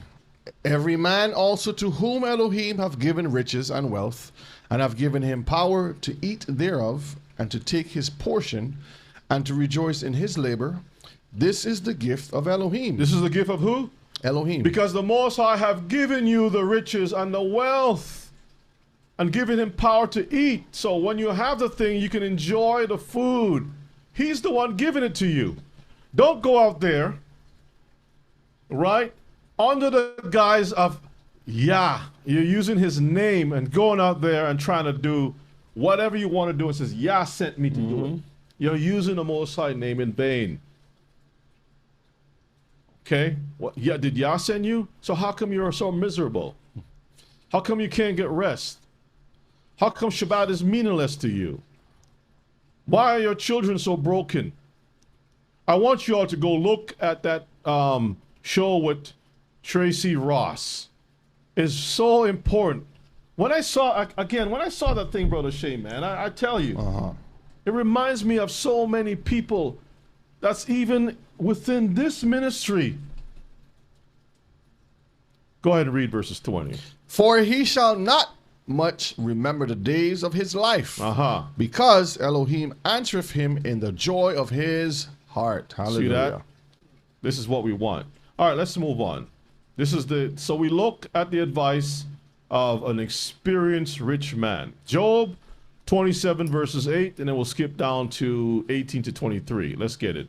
For what is the hope of the hypocrite, though he hath gained, when Elohim taketh away his soul? See that? So the Most High took away the soul, but the stuff that you have gained, where does it go to?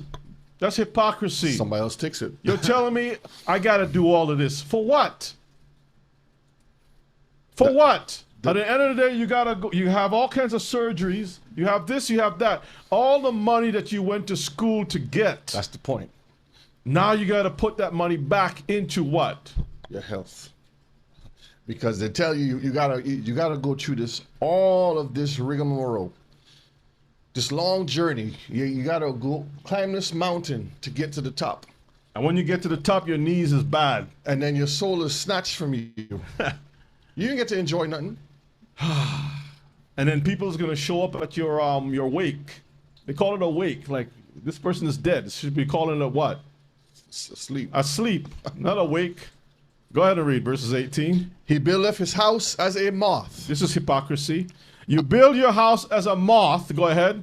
and as a booth that the keeper maketh. A booth is not something permanent. Temporary. A moth, you touch a moth, and all the things from the moth is on your hand. It's like And you see the velvet. moth is flying away with a partial wing. And then it dies. Just keel over and drops dead. It's not It strong. looks beautiful. Verses 19. Not strong. The rich man shall lie down, but he shall not be gathered. He openeth his eyes, and he is not. So when he dies with his eyes open because he wants to see everything. He can't even close his eye in his death. Somebody got to close his eyes for him. His eyes is open like I got to see everything, my last light. But a righteous man like a Jacob. Jacob called his children, hey, children, come, let me tell you what's going to happen in the last days. You, this is going to happen. You, this is going to happen. And then when he finished, they all pull his legs up together on top of the bed. And he lay down, closes his eyes like he's going to go to sleep. Daddy, you all right? I'm just going to take a little nap. I'll see you in the kingdom. All right, Dad. And then all of a sudden, he's asleep. And everybody's crying, oh, the great Father has rested. The great Father has rested. Daddy is gone. But he has left how we should serve the Elohim of heaven and of earth. Daddy was not chasing after wealth. When Esau showed up, like, man, you can have half the stuff. You can have it. Take it. Laban was trying to milk Jacob. Jacob could have probably put a little bit of mandrake sauce over Laban's food and knocked him out. Jacob didn't do any of that. He's like, listen, man, you treated me bad. Just give me what belongs to me and I'll be on my way. I need to build my own stuff. You see how this works? But these rich people died trying to see the last thing. All right, let's read on verses 20. Terrors take hold on him as waters. A tempest stealeth him away in the night. The east wind carrieth him away, and he departeth, and as a storm hurleth him out of his place. Read. Get kicked out. Because you no longer have the life to live there. For Elohim shall cast upon him and not spare. He would fain flee out of his hand. Read. Men shall clap their hands at him and shall hiss him out of his place. See that? Like, what has happened to this mighty man? Become as nothing. This is why the language is so poetic. It's a moth. It's like a booth. It's trying to draw something that we all can relate to. We all seen moths before in your house trying to eat your clothes and stuff. Right? Let's move on, Brother Shay.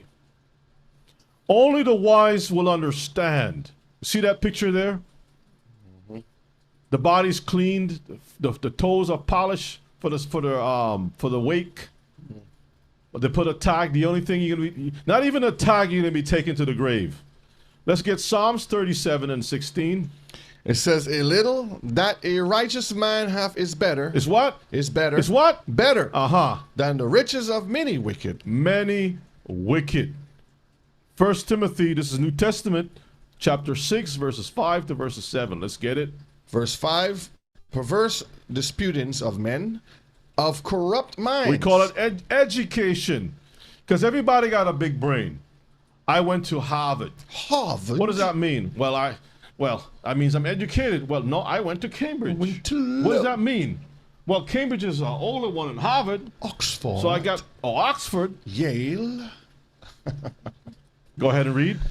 Perverse disputing of men, Uh-huh. of corrupt minds, and destitute of the truth. They're lacking the truth. Supposing that gain is godliness. They're supposing that this education, the wealth, the power, status, I'm going to join up with this fraternity, and this fraternity is going to be a come up for me, and I'm going to join with this group. If I do this procedure, I'm going to be on a pyramid, go up, up, up, up. If I become a Mason, I'm going to be in a clique. I'll be, what do you call it, like Teflon? Teflon Don. Untouchable. Okay? Supposing that gain is godliness, read. From such withdraw thyself. Pull yourself away from such thinking, Mishpachah. But godliness without contentment is great gain. Godliness. If godliness doesn't include being content, is a waste. You're gone. So godliness with contentment is what? Great gain. A great gain. This is what the Bible is trying to teach us. Go ahead. For we brought nothing into this world. Uh-huh.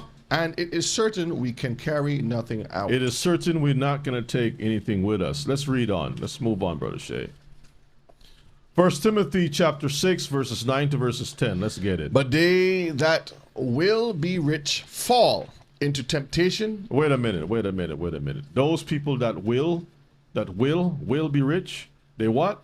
Fall into temptation and a snare. And a deep ditch. Go ahead.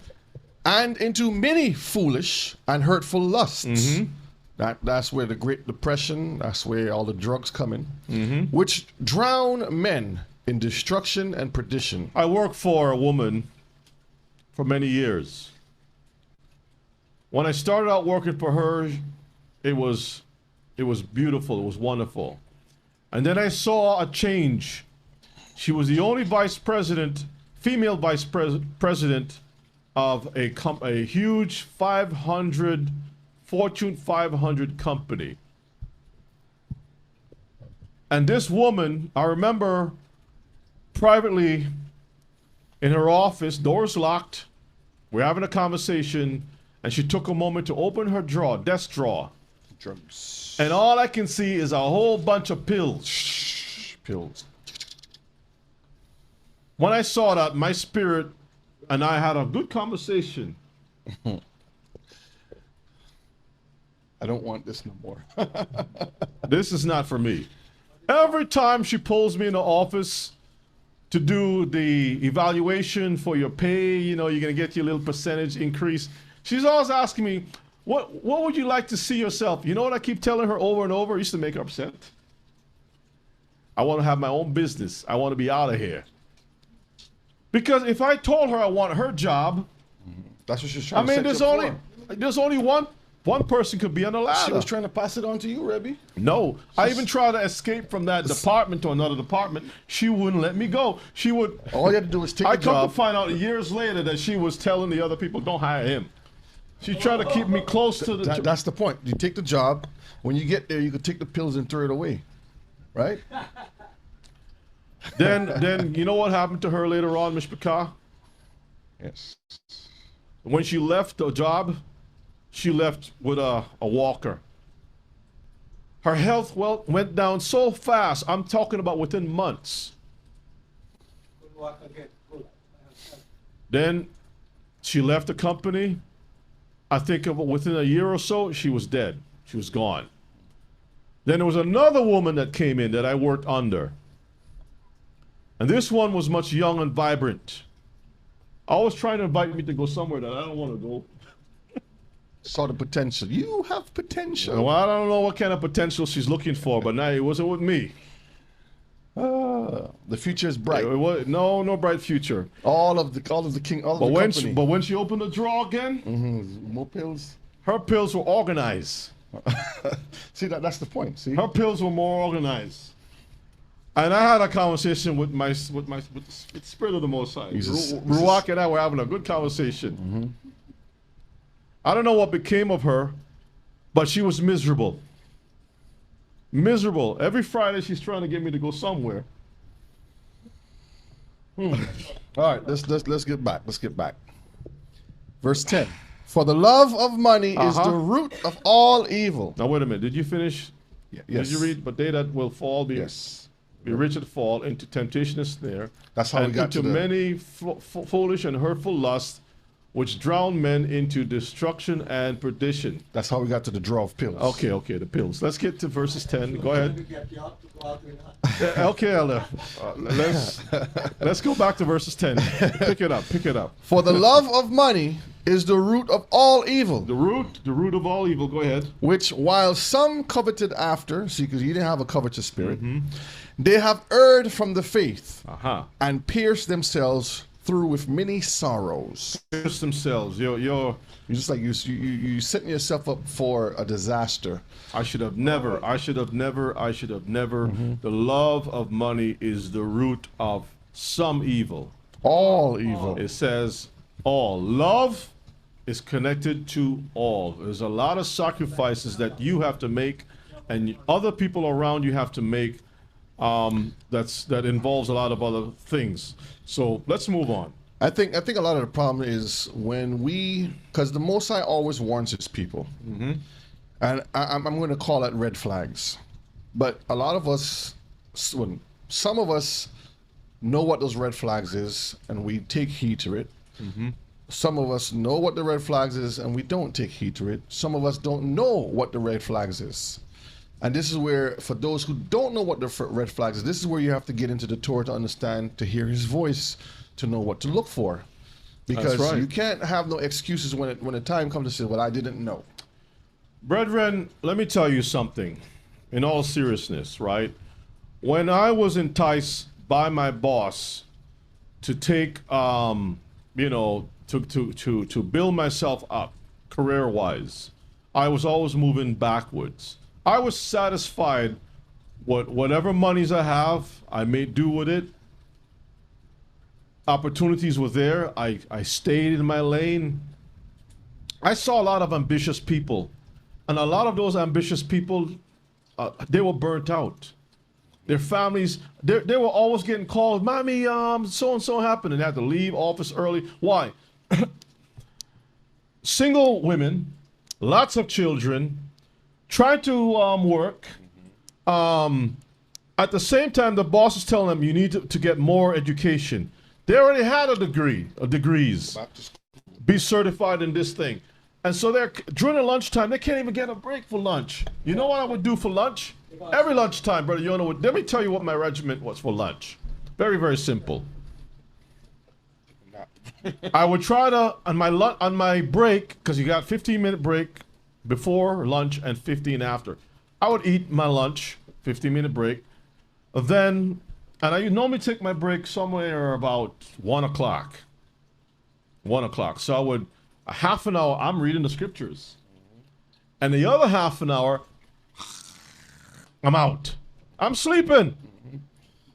I don't care if it's 20 degrees outside or not. I've just parked my car in the sun, let the sun warm that car up. I'm sleeping. 30 minutes of Torah, of scriptures, and every single, they would always catch me sleeping. Reading and sleeping. That's it. Now, if I didn't have my 15-minute lunch, 15-minute break, and have my lunch that time, I would eat and read the scriptures at the same time, but I always would take my rest. The other people, they're miserable. They're spending their time reading, studying, going through books, trying to get that certificate. I never went for any certificate. Never. That's funny you say that too. Didn't go for any certificate. And the Most High preserved me, provided for me. He kept me while people were losing their homes, they're losing their families, their children is all over the place. I can give you stories, but I thank the Most High that He kept me. And I can only share my experience, but you know what? A lot of people are not going to listen to this. It's going to go through this ear and go through the other ear. Down to the floor. What you saying, Brother Shay? No, I was just saying I can attest to some of that too, because I'm always Speaking to the mic, Brother Shay. Come on now. I'm always there building classes or doing some research. That's it. And my wife always tells me, she says, you need to take time for yourself too. I said, I know, but I enjoy doing this. I'm always doing some research. Like I would just read something and then I gotta look this up, and then I start putting stuff together. It's just that's in the spirit. That's the spirit of the Most High in you. And half the time she'll walk by, my boss will walk by, see me with my lunch. Can I have your lunch? I can. You can. Or leave your lunch. Let's take my car. She has a Jaguar. Here's the keys. Go buy some lunch for me and you. So I'll go get the lunch for you, but I'm good. I got my lunch. Go ahead. And I will go get the lunch, bring it back.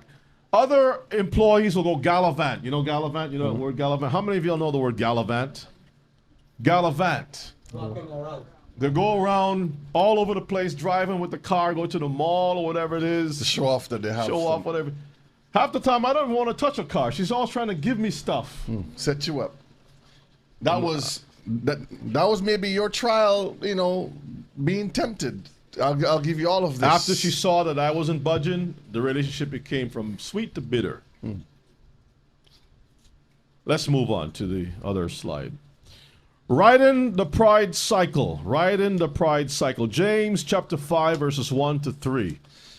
James 5, 1 to 3. Go to now, ye rich men, weep and howl. Behave thyself, Brother Eric. Behave thyself.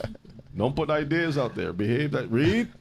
James 5, verses 1 to 3. Go to now, ye Uh-huh. rich men, weep and howl, for your miseries that shall come upon you. Your misery that will come upon you. Go ahead. Your riches are corrupted, and your garments are moth-eaten. Your gold and silver is cankered. So we see the moth again, right?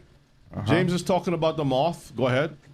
Your gold and silver is cankered. But wait a minute. How does gold and silver become cankered? It's not like iron that rusts. Go ahead and read.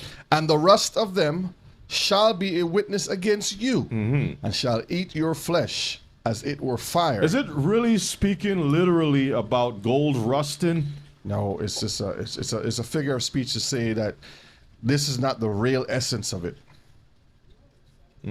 All right, let's read on. You have heaped treasures together for the last days. See, that's what it's talking about. At the end time, it shows the fruit. The fruit is worthless. It gives you nothing. There's no value in it.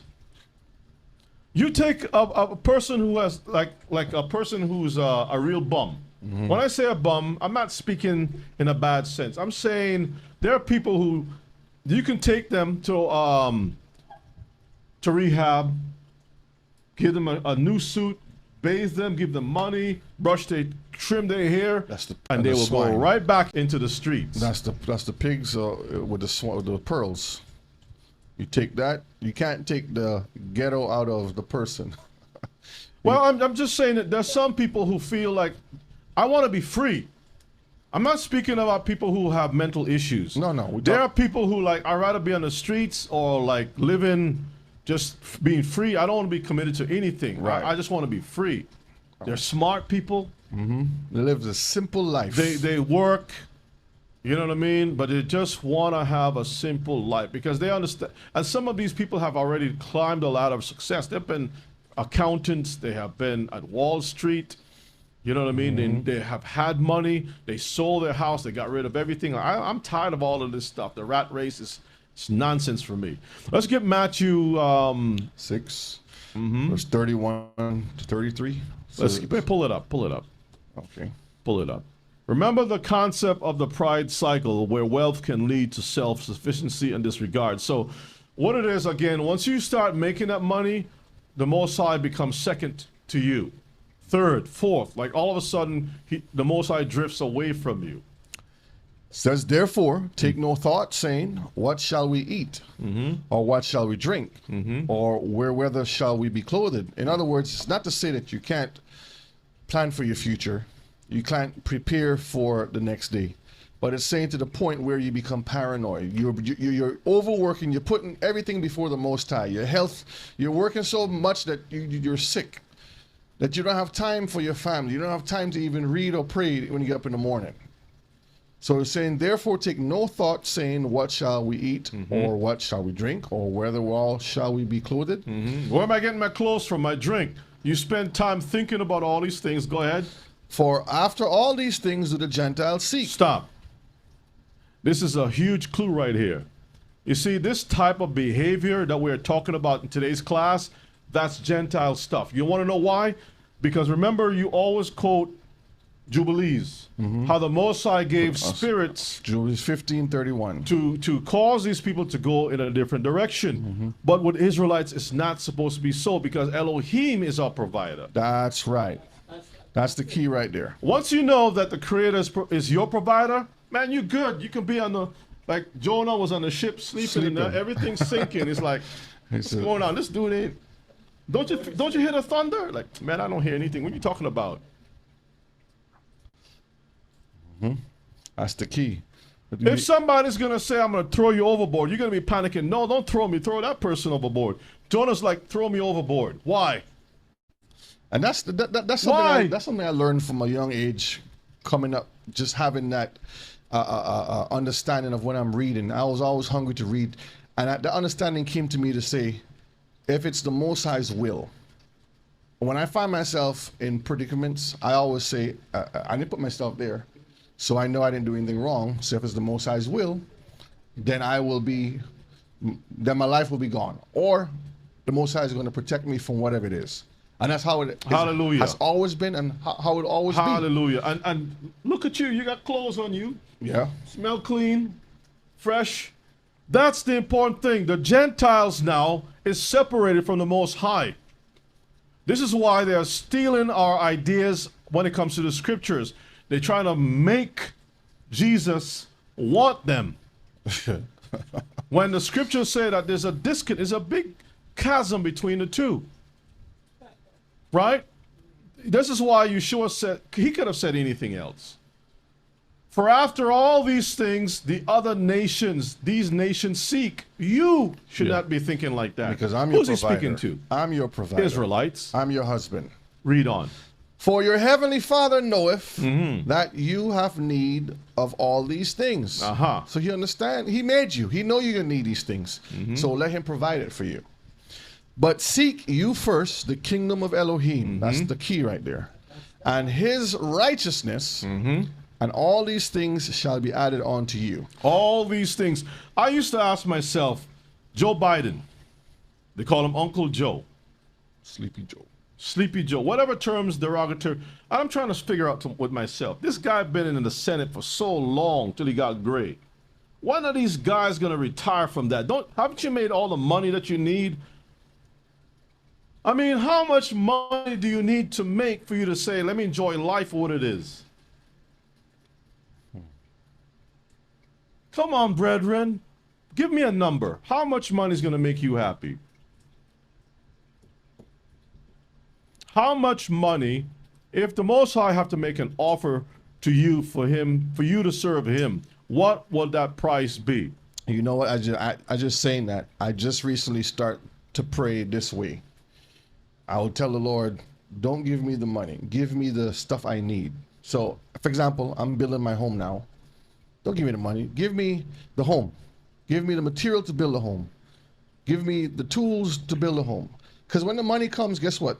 The bill's going to come. Other people are going to come. Things are going to come.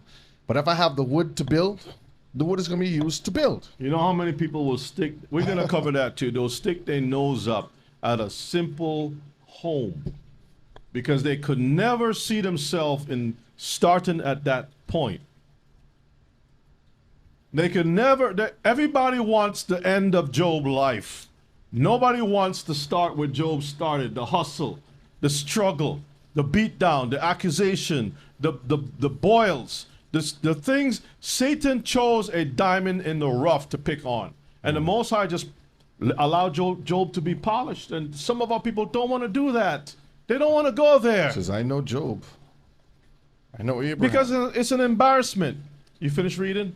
Yes, but I wanted to highlight the term righteousness. Because a lot of us will say, yes, I'm seeking the kingdom of Elohim.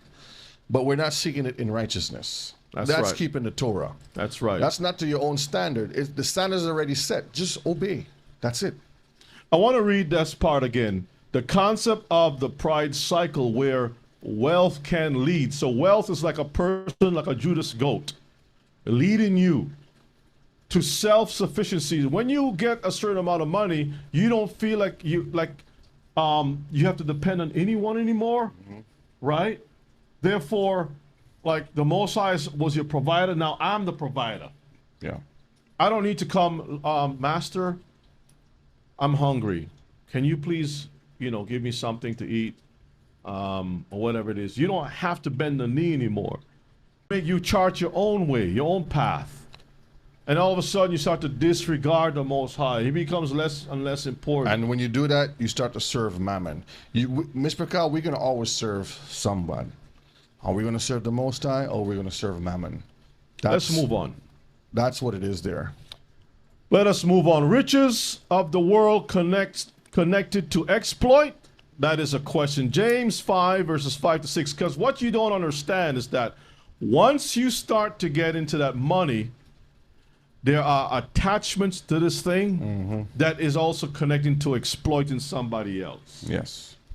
James 5, verses 5 to 6. You have lived in pleasure on the earth and been wanton. You have nourished your hearts as in a day of slaughter. You have condemned and killed the just, and he doeth not resist you. Even the poor people don't resist you. And yet you abuse or exploit the poor person. This is James writing a sermon or letter to the rich that with your wealth you could have done some good things, but instead you exploit people. Like in the movie Trading Places. Yeah, Trading Places. Because you look a certain type of way, the police want to handle you a certain type of way. When you dress, you know, like a wealthy person, the police will actually open the door for you. Sir, are you okay? The same guy who just ran over somebody with his Bentley, the police will not arrest him. The police will give him leeway. But the person who is in a park on a park bench feeding the birds his little meal, his crumbs, and breaking off a half a croissant to feed another poor person like himself. Yeah. Just like in the slide I showed The police will last come night. and handle you like, get out of here. Move away from the store. Like in the slide I showed last night, the gentleman was poisoning people, and then he became the head over that organization, the founder of that. Whereas one of our people cough or sneeze on someone, oh, you wear your mask. That's wickedness. All right, let's read. Jeremiah 22, verse 13 And- downwards says, woe unto him that buildeth his house by unrighteousness, and his chambers by wrong, that useth his neighbor's service without wages, and giveth him not for his work. Not giving him for his work. So you know that you need to pay this guy $5,000. But instead you give him $50. $50. You know the work that he has done. This is why sometimes, brethren, I remember watching a video where in Africa, for example, you have these young people who would take the oil cans and turn those things into musical instruments. And the Gentiles will leave, go to Africa, and buy the thing for like $3. Come back to America and sell those things for $500. And I'm thinking, you see the guy over there with holes in his shoes, the youth trying to make something out of themselves by taking the garbage and turning that into musical instruments that sound really good and have a unique sound to it. And all the Gentile have to do is take the instruments, package it up really nice. Exploit. You have artisans in Africa that would take, I saw one guy took a tree root and he carved that thing to look like a Jurassic Park dinosaur. Really nice art.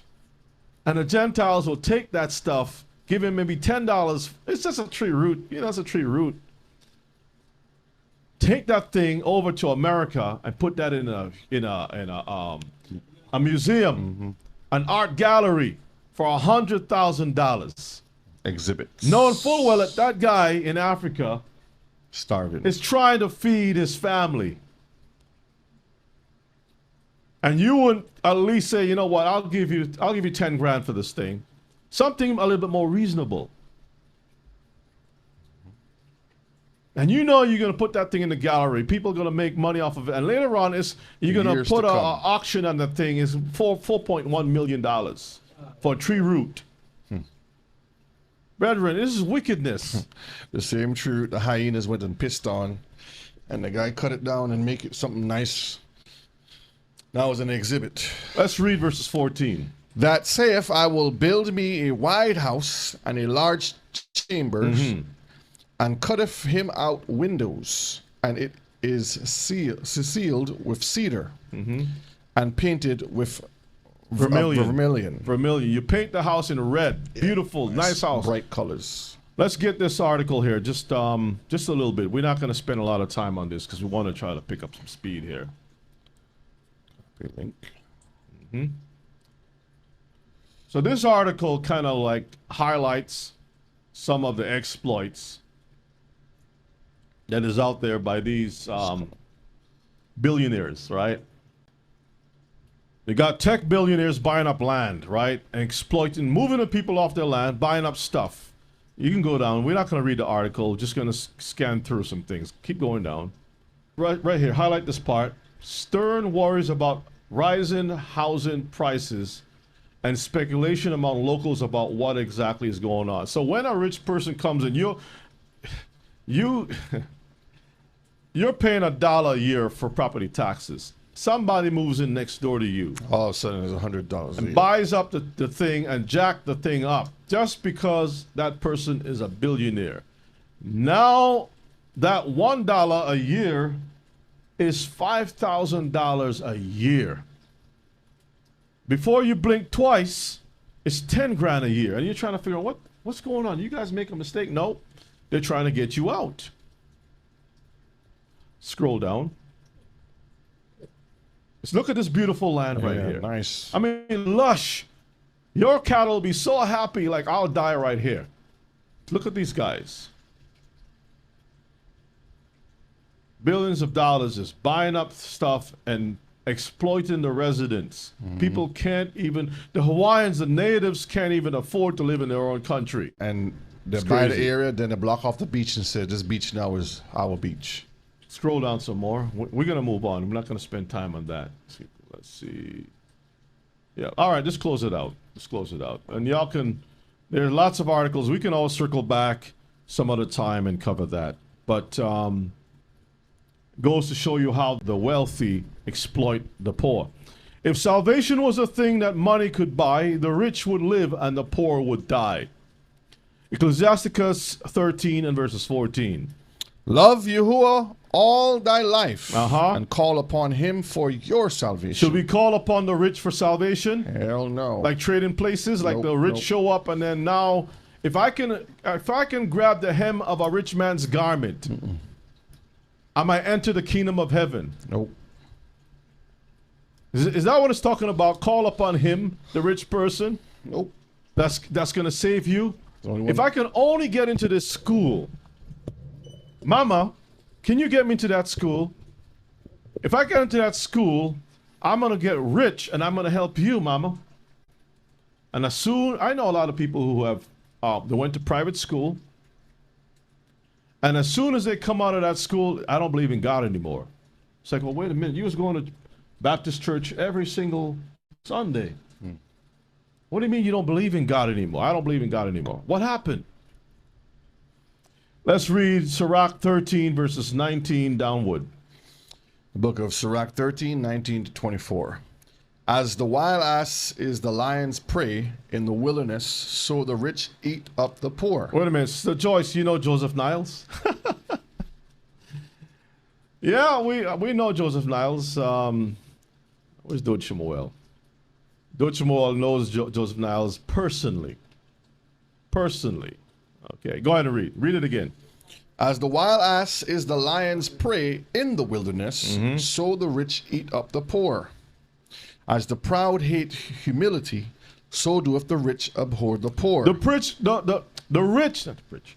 The rich do not like the poor. Don't let them fool you. You think Oprah loves the poor? Nope. She's using them to gain more money.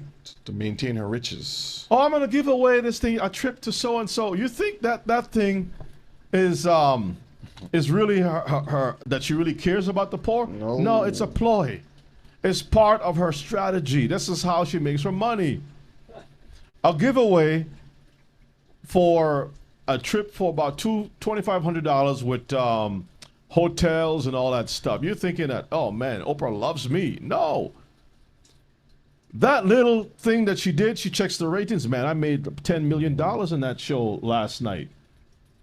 What is $10 million in comparison to $2,500 in comparison to $10 million? Her ratings just went up. Go ahead and read, Brother Shay. As, let me read, verse 21. A rich man Read it again. a rich man beginning to fall is held up of his friends. He's held up by his friends. But a poor man being down is thrust away by his friends. Imagine that. When you are down, your friends just kick you to the side. Because you don't have the money. You see, your friendship is based upon your wealth, how much you have, or who you're connected to. Oh, you know P. Diddy? I'll come with you. You're a stepping stone. They don't really care about you. This is why Eddie Murphy was there between. He already know the game.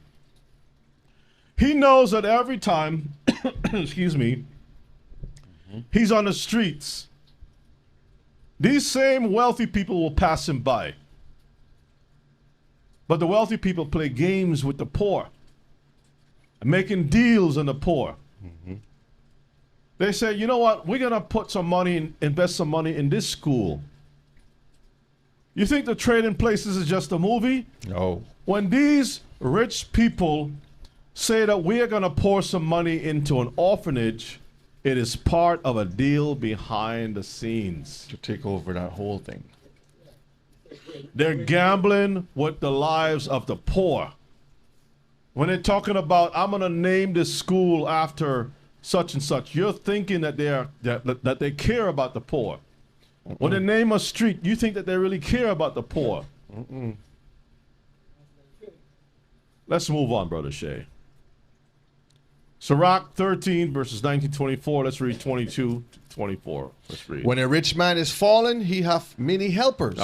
He speaketh things not to be spoken, and yet men justify him. So, like Trump run his mouth talking about grabbing the underwears of women, snatching things and touching things. Just the other day, he's in the news talking about the Speaker of the White House. He liked to see the way her lips move and all kinds of stuff. It's in the news, today's news.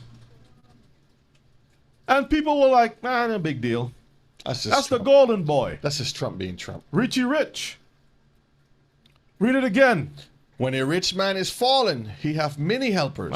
He speaketh things not to be spoken, and yet men justify him.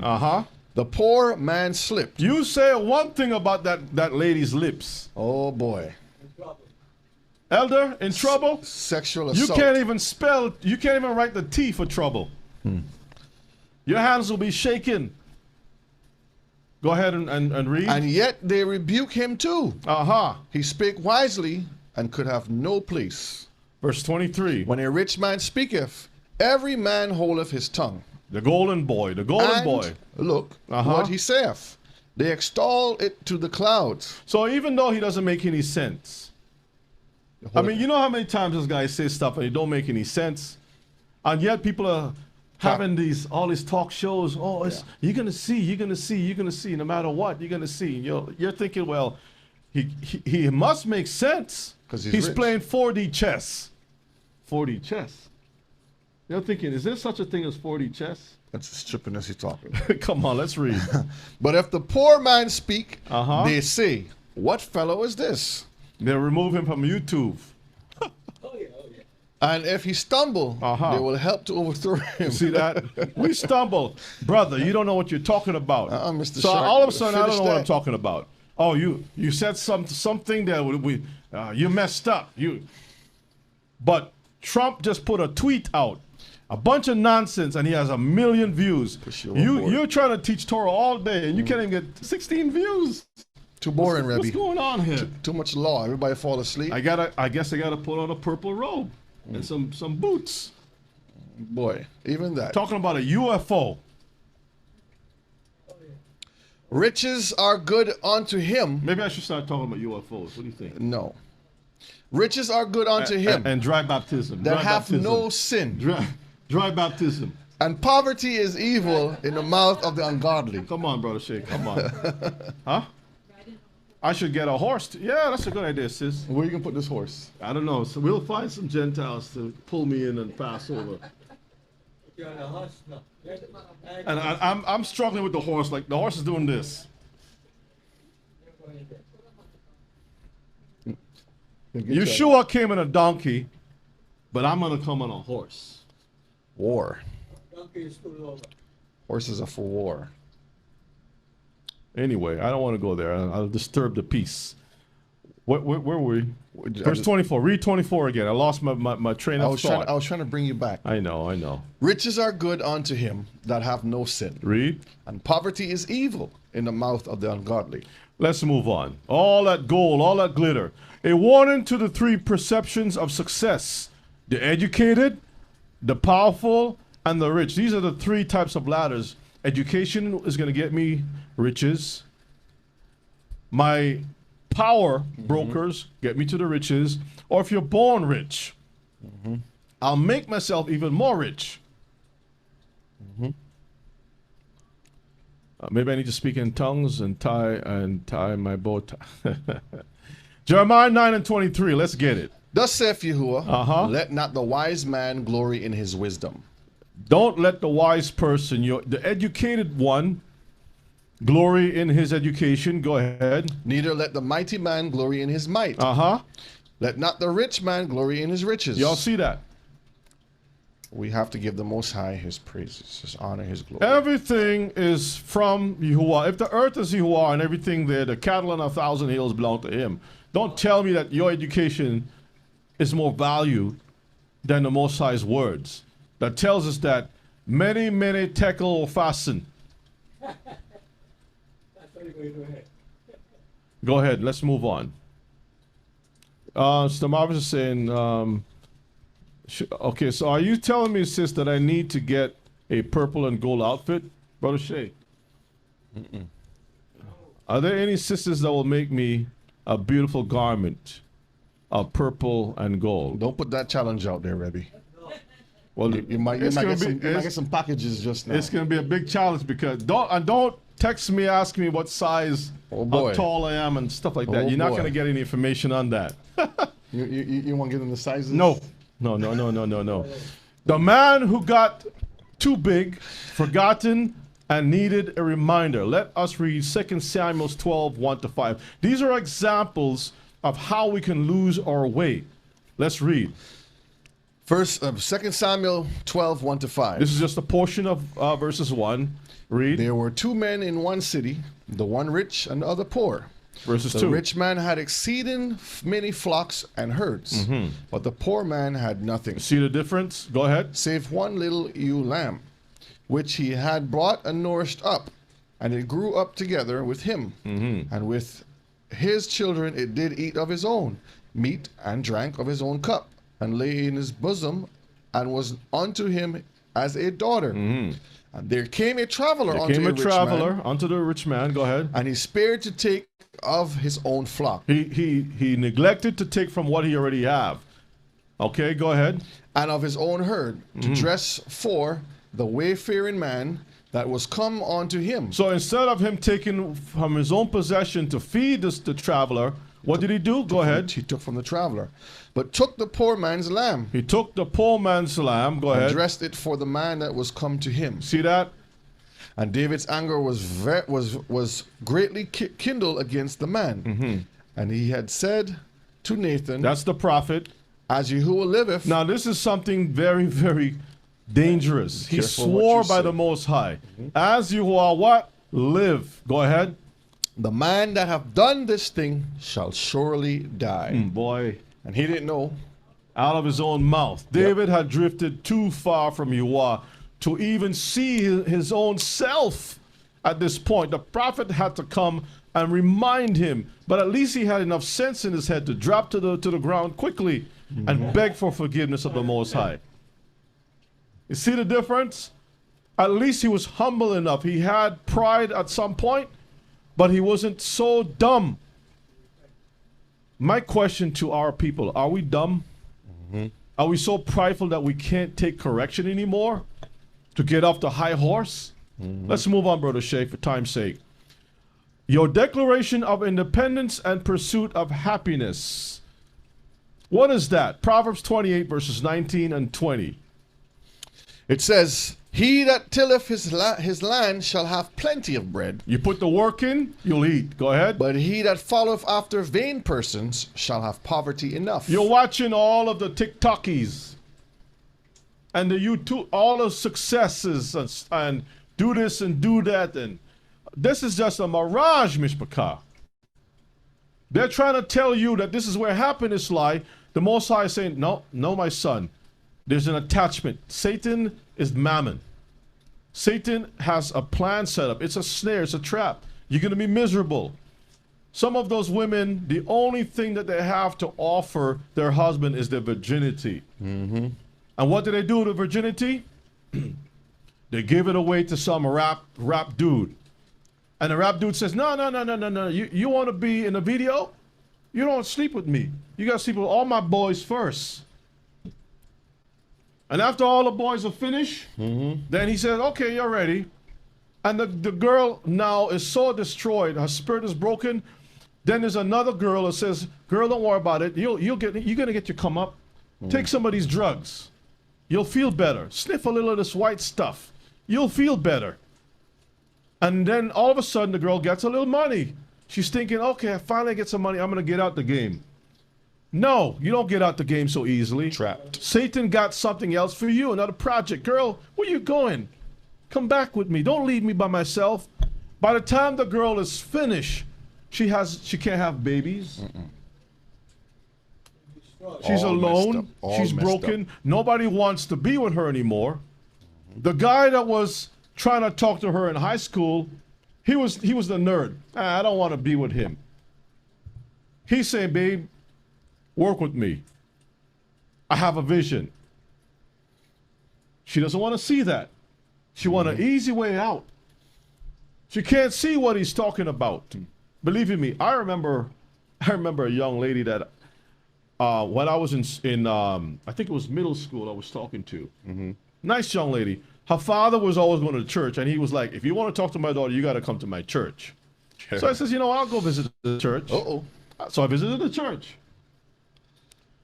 Father was strict, mother strict. Well, we were friends in school. There was nothing more than that, just friends, someone to talk to. I remember years later, I saw the same young lady. She went after a guy who became a police officer, a detective, as a matter of fact. And I saw that same detective driving so fast with the young lady. She's sitting in the back seat, not even in the front seat with her husband. In the back seat, and she looked back like this. When she saw me, I'm walking, she's driving. And you can see the sadness in her face. That guy that was her husband was an abuser. And she is thinking that is a come up, not seeing that that's a trap. The way that she looked, her body didn't look the way it was. Nothing about her was the same. There's a song by Garth Brooks, I think. Thank God for unanswered prayers. Mishpachah, yes, you girl, regret was on her face. That's just one story. There's a lot of stories like that. Anyway, so there's a Declaration of Independence that talks about all men are equal, right? You have the right for life, liberty, and the pursuit of happiness. And some people believe that if I go and grab this dude over here, I'm going to be happy. If I go this direction, I'll be happy. If I join a football team, I'll be happy. And you're thinking we're all boys, we're all men. You don't know. A lot of those guys in there are sodomites. There's a news piece about a football player talking about kissing dudes up in there. There's a lot of them do that nastiness. They're like tough guys. You're thinking, these are all men. Brethren, you have no idea. Some of you even have an idea, but you don't care. You must get the bag. Well, let's read verse 20. A faithful man shall abound with blessings, but he that maketh haste to be rich shall not be innocent. And we just covered that. There's no innocency in this thing here. Let's move on. Good, just good to look at. Are we having goods or riches just so we can look at it? A whole bunch of money piled up there in the corner. You can't eat all the bread. You can't use all the gold. I mean, at some point in time, you're gonna take the gold, the money, and start wiping your behind with it. I need a gold toilet seat. I need a gold. First, you're gonna get the gold toilet seat. Then you're gonna get the gold toilet. Then you get the Then you want tissue gold paper. tile. Then I want gold everywhere. Everything is gonna be gold. My bed has to be gold too. Sheets. Brethren, you know Satan knows how to give people horrors on a gold bed too. Do you know a lot of people can't sleep good on gold beds? I mean, your mattress could be $20,000 mattress. The mattress will talk to you at night. It will adjust to your body temperature. You just tell the mattress how warm you want to be. It will keep you warm. It will play music for you. It will raise you up. You don't have to get up off the bed. You just Push the button. $20,000 mattress. Beautiful mattress. The mattress is self-cleaning. You don't have to do anything. It will make itself up. You even have the ones that give you a little massage too. Man, I tell you, $20,000 mattress. Elder wants one of those. You don't want one, Elder? It will read scripture for you. Really? Which Man, you mattress don't is- have to learn any Torah. Just lay in the bed. Which mattress is Psalms this? 90 huh? Which mattress is this? Trust me. The best mattress in the world.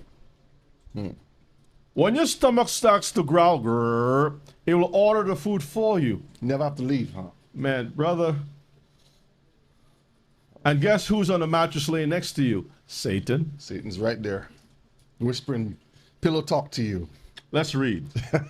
Sirach. Sirach 5, 9 to 11. Uh-huh. Moreover, the profit of the earth is for all. Uh-huh. The king himself is served by the field. See that? So even the king needs the poor people, That's right. right? Go ahead. He that loveth silver shall not be satisfied with silver, You love it, but it can't satisfy you. Go ahead. nor he that loveth abundance with increase. This is also vanity. This is also vanity. Verses 11. When goods increase, they are increased that eat them. And what good is there to the owners thereof? See that? You're increasing, but you're supposed to increase based upon your appetite.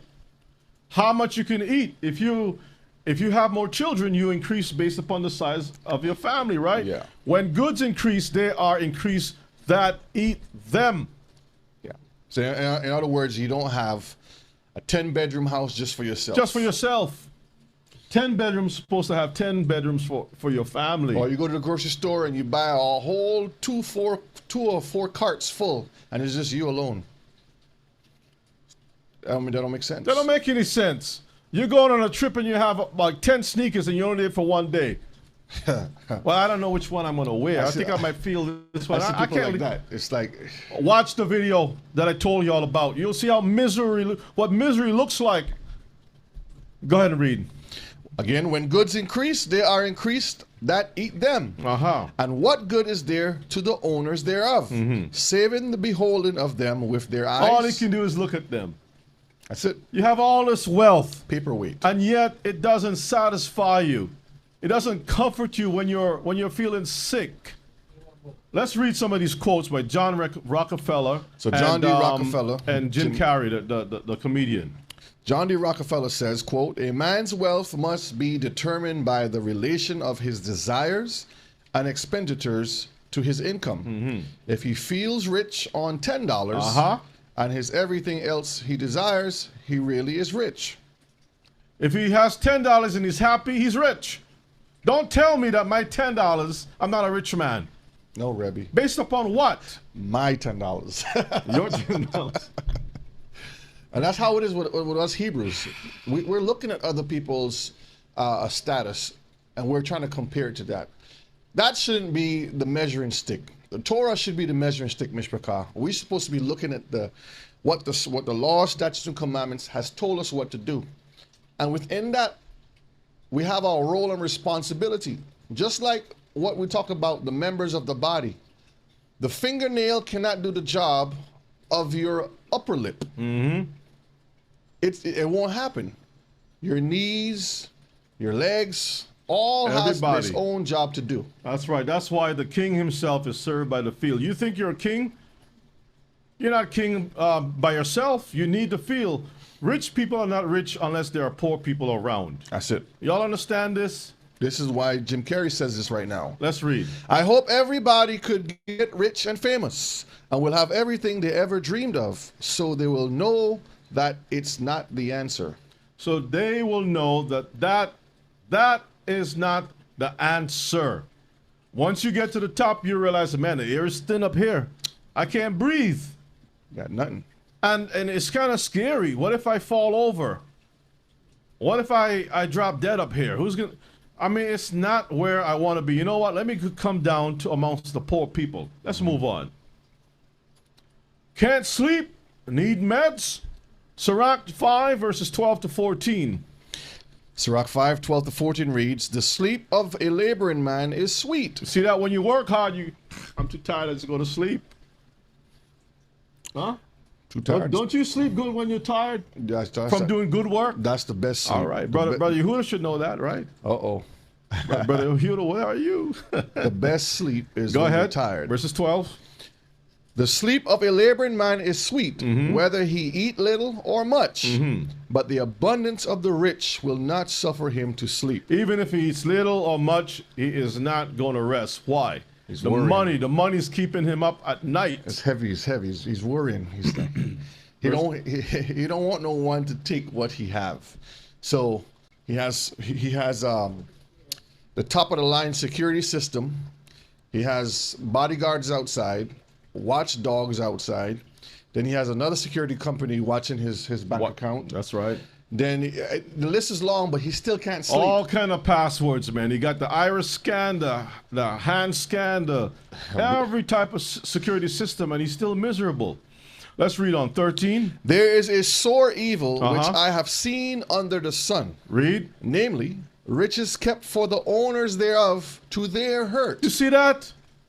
This is evil. So you're keeping riches, but the riches are killing you. It's radioactive. It's killing you. I can't let it go. I can't let it go. Brother, you just said he's here. Brother Yehuda, I see you. I see you, brother. Verse 14, but those riches perish by evil travail. And he begotteth a son, and there is nothing in his hand. Imagine that. Can't pass anything on. So now you got to go on meds. Let's move on. Think on these words, brothers and sisters. Ecclesiastes 6, verses 1 to 2. There is an evil which I have seen under the sun, and it is common among men. It's common. People should know about this. Go ahead. A man to whom Elohim have given riches, Hallelujah. wealth, and honor, so that he wanteth nothing for his soul. Of all that he desireth, yet Elohim giveth him not power to eat thereof. Imagine that. You got all the stuff and you can't even enjoy it. Go ahead. But a stranger eateth it. This is vanity, and it is an evil disease. That's very sad. Can you imagine? Can you imagine, brethren, that you got so much money, but somebody got to feed you through a straw or some tube? Come on, Mishpachah. Let's read on. Ecclesiastes 29 and verses 11. Lay up thy treasure according to the commandments of the Most High. Ecclesiastes, not Sirach. Ecclesiastes. No, you probably meant Sirach. Maybe Sirach. I'm sorry, maybe I made a mistake All right, there. so Sirach 29:11. That's what I was saying. Lay up thy treasure according to the commandments of the Most High, and it shall bring you more profit than gold. Hallelujah. Lay up your treasure according to the Most High's word, and it shall bring you more profit than gold. And again, isn't that what we want? Yep. And every time we see the word shall, that means it's guaranteed, Mishpachah. Thank you for the correction, Ima. Sirach 29 and 11. Let's move on. Sirach 11 and verses 1. Wisdom maketh the man, not the wealth. Wisdom makes you the person, not the money making you. Wisdom lifteth up the head of him that is of low degree, and maketh him to sit among great men. Verses 4. Boast not of your clothing and remnant, and exalt not thyself in the day of honor. For the works of Yahuwah are wonderful. It's wonderful. And his works among men are hidden. See that? So he The Most High is going to build you up. Don't let it be your clothing that dictates who you are. Let it be the Most High. Verses 5. Many kings have sat down upon the ground. See that? A lot of kings have lost their position. Nebuchadnezzar is a good example. Read. And one that was never thought of hath worn the crown. Joseph is a good example of that. Yep. You see that? Daniel got raised up. Remember that. Esther. Okay. Mordecai, all of them. Queen, what's her name again? Vashti was kicked out. Yeah, Joseph. Let's get verse 6. Many mighty men have been greatly disgraced. Y'all see that? And the honorable delivered into other men's hands. Saul is another disgrace. Look how he died. Commit suicide. Y'all see that? Yeah. All right. Let's move on. The struggle is real, but integrity must be in it. Sirach 11, we're going to read 11 to 14. We're almost done, family. Sirach 11 to 14. There is one that laboreth and taketh pains and maketh haste, and is so much the more behind. Again, there is another that is slow and have need of help, wanting ability and full of poverty. So you have the struggle. You got people struggling to make ends meet. Read on. Yet the eye of Yahuwah looked upon him for good. Wait a minute. You see, that's the part that is messing a lot of people up. You got people who are working hard, trying to catch a break. Can't get to break. Working very hard, making haste, right? They're still behind, trying to pay their bills, everything else. Again, there's another one that is slow. They're not fast like everybody else. You know, I'm going to take my time trying to get things done. He needs the help. They needs people, like, they need to be skilled. They don't have all the skills or access to things to get them where they need to be. But guess what? And they have poverty. Yeah. They don't have the best car. You know what I mean? The dirty seats. Well, brother, you should keep your seats clean, whether you're poor or not, right? But they're trying. They're trying. And you're saying, I don't want to go with him because his car might dirty up my nice clothes, my nice this and that. his clothes might, the spring in his seat might tear my nice clothes. But the Bible says, yet what? Read it again. Yet. It says, yet the eye of Yahuwah looked upon him for good. For what? For good. Your eyes is on that person for evil, but the Most High eyes is on that person for good. Read on. And set him up from his low estate. See that? Only a matter of time. You see, so you running fast like the bunny, and the other brother's like the turtle, moving slow. Slow and steady. The fast one, the end is like some of those people that we saw. The Prince. Prince was a confused Hebrew. Michael Jackson. Whitney Houston. A bunch of confused people. Yeah. He don't know if he's black or white. The other one don't know what gender he is. His guitar was like some sweet, confused thing. Oh, my raspberry beret. What's wrong with you, brother? Slap that nonsense out. Talking about a little red Corvette. What's wrong with you with high heels dancing on the thing? The spirit of Sodom was touching him. Paisley, all over the place. All right, verse 13. And lifted up his head from misery, so that many that saw it marvel at him. Prosperity and adversity, life and death, poverty and riches come of Yahuwah. The Most High will set you up or take you down, That's right. brethren. Okay, let's move on. Life is not excess. It's very simple. Simple. Not how much I have. You know, I got 5 bank account. I have 10 black MX cards. 10 of them. They couldn't put everything on one thing, so they just send me 10.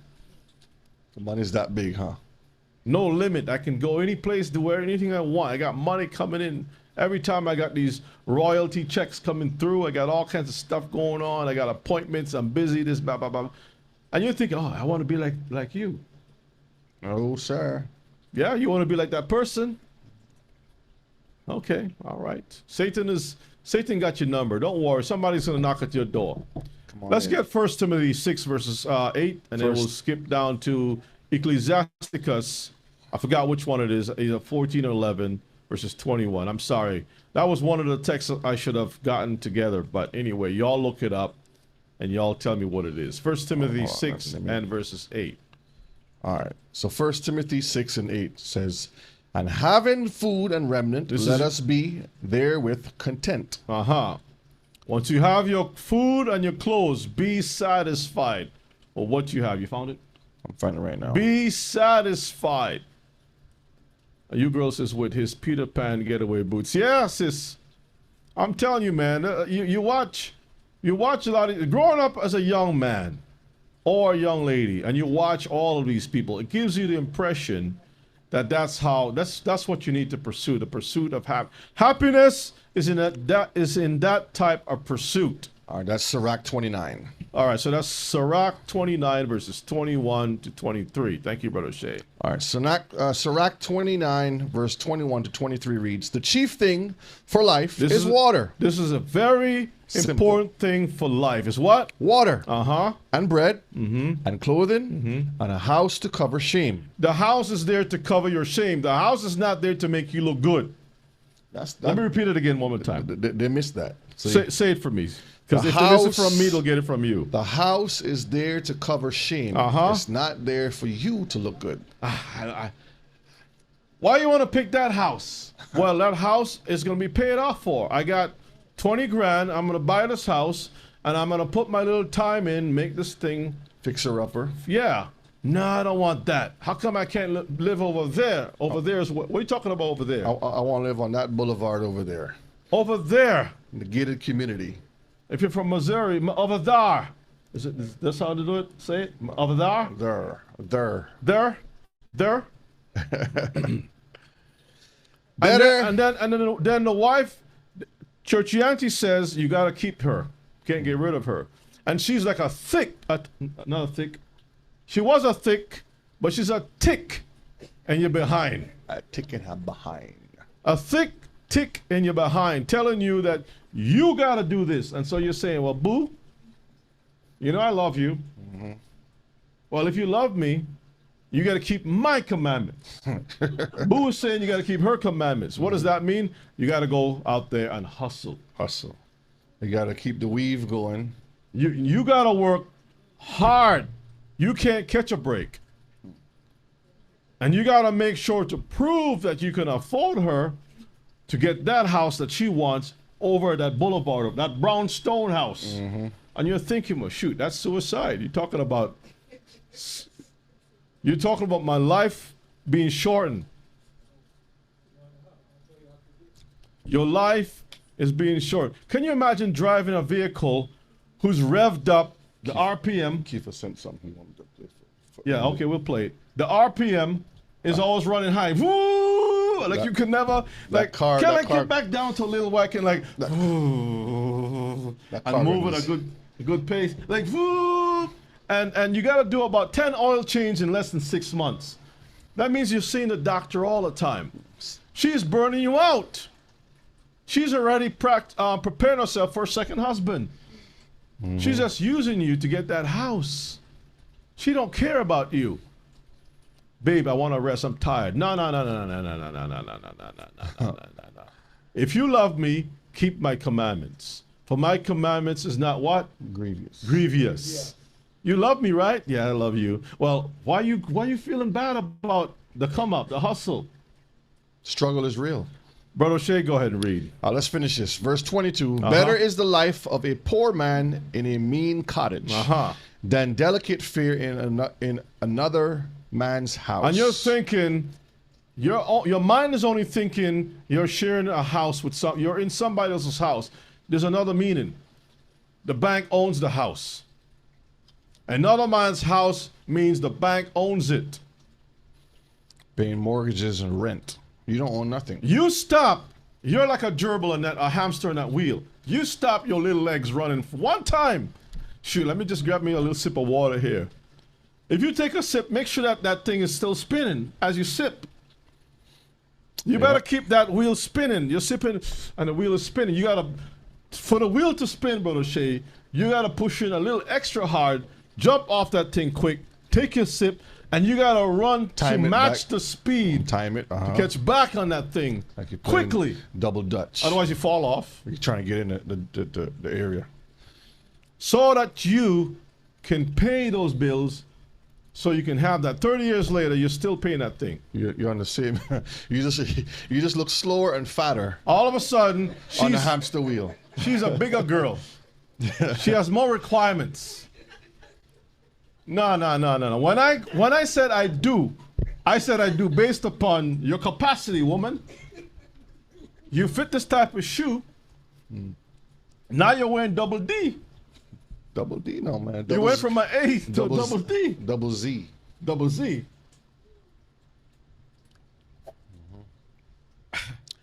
And I can't carry you, babe. I used to carry you. I used to put you on my shoulder. I can't even carry you. I gotta look at you. And you want, and In now, your mind, you're carrying her in your oh mind my still. goodness. Anyway, brother, let's read on. Verse 23. Read 23 quickly. Be it little or much, hold thee contented, Be content. that thou hear not the reproach of your house. So when you say this is bone of my bone and flesh of my flesh, you better make sure it's really bone of your bone. She got to have the same ideas as you. So if she can't see what you're looking for, what you're looking at, what you need, what you can afford, that is not bone of your bone or flesh of your flesh. What you got, Brother Shay? All right, let me pull up this video. Okay, so fair use, and this is Kifa sent this. Yeah, Kiefer sent us something to check out. So Okay, let's see 1 what it minute, is. so it's a quick one. Go ahead. All right.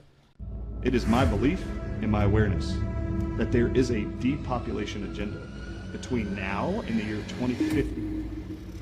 If you were going to make a massive amount of people around the entire globe sick, if you were going to do that, and at the same time you were going to lock them down, what do they have control of going into your home while you're locked down in water? Water.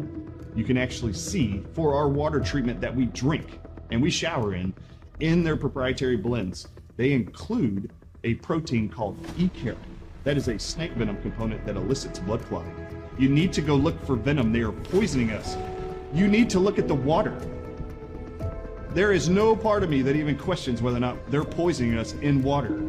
If you want to make sure your family's going to stay healthy, you got to make sure the air you breathe, the water you drink, and the food you eat is clean. All right. That's interesting. That's interesting. All right, let's move on, Brother Shay. Where are we? The day of trading places will come. Let's get Psalms 52, verses 1 to 9. We're almost finished. And then Psalms 39, verses 1 to 7. Hallelujah. Psalms 52, 1 to 9. All right, the book of Psalms 52, 1 to 9. And it reads, a psalm of David. I'm Just jumping read, down. why It boasteth- says, why boastest thou thyself in mischief, O mighty man? The goodness of Elohim endureth continually. The tongue deviseth mischiefs like a sharp razor working deceitfully. That's against the rich. Go ahead. Thou lovest evil more than good, and lying rather than to speak righteousness. Selah. Thou lovest all devouring words. Read. O thou deceitful tongue. Elohim shall likewise destroy you forever. He shall take you away and pluck you out of your dwelling place, and root you out of the land of the living. Selah. The righteous shall also see and fear and shall laugh at him. Read. Verse 7. Lo, this is the man that made not Elohim his strength, but trusted in the abundance of his riches, and strengthened himself in his wickedness. Remember the pride cycle? This is what this is referring to. When you get on that cycle and you start riding off, you ride away from the Most High. Verses 8. But I am like a green olive tree Hallelujah. in the house of Elohim. Hallelujah. I trust in the mercy of Elohim forever and ever. Ever, ever, ever. Verses 9. I will praise you forever, because you hast done it, The Most High has done it. Go ahead. and I will wait on your name. We will wait. This is why he says, in the kingdom to come, you'll have riches. You'll have this and you'll have that. But remember, riches is based on having poor around. Kings are based upon having subjects.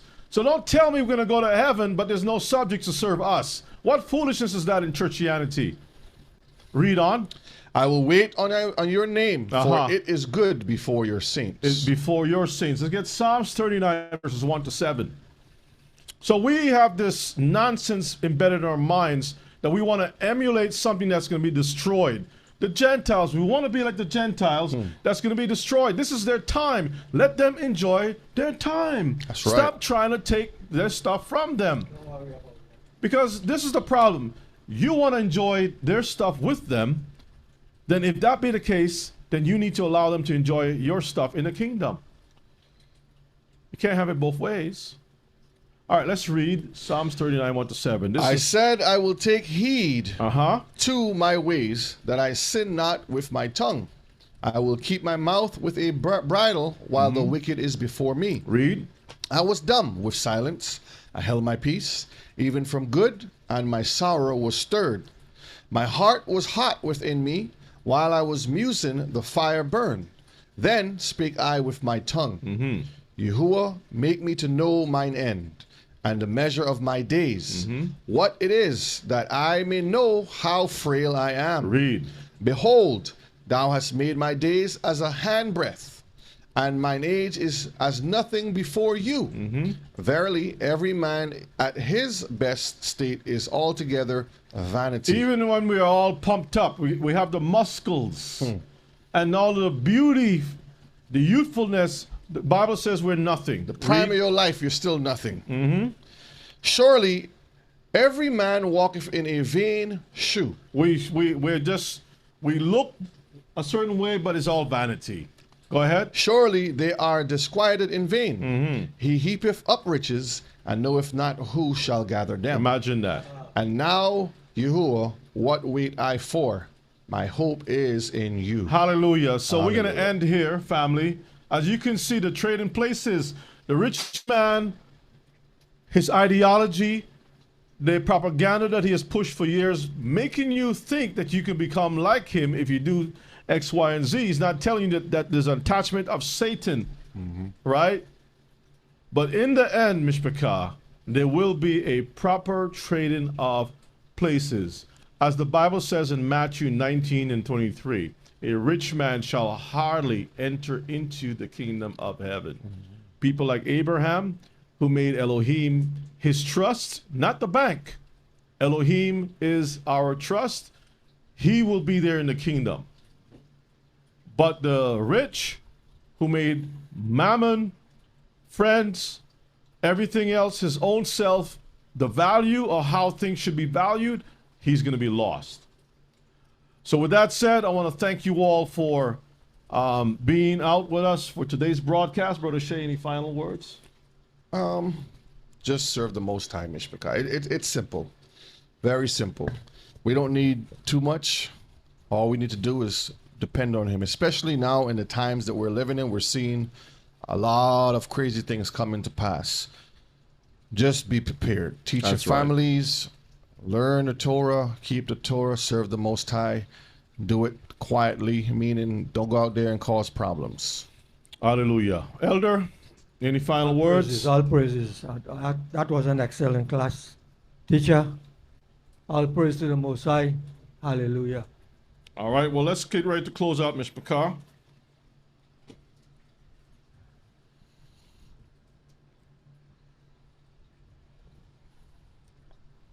Hallelujah.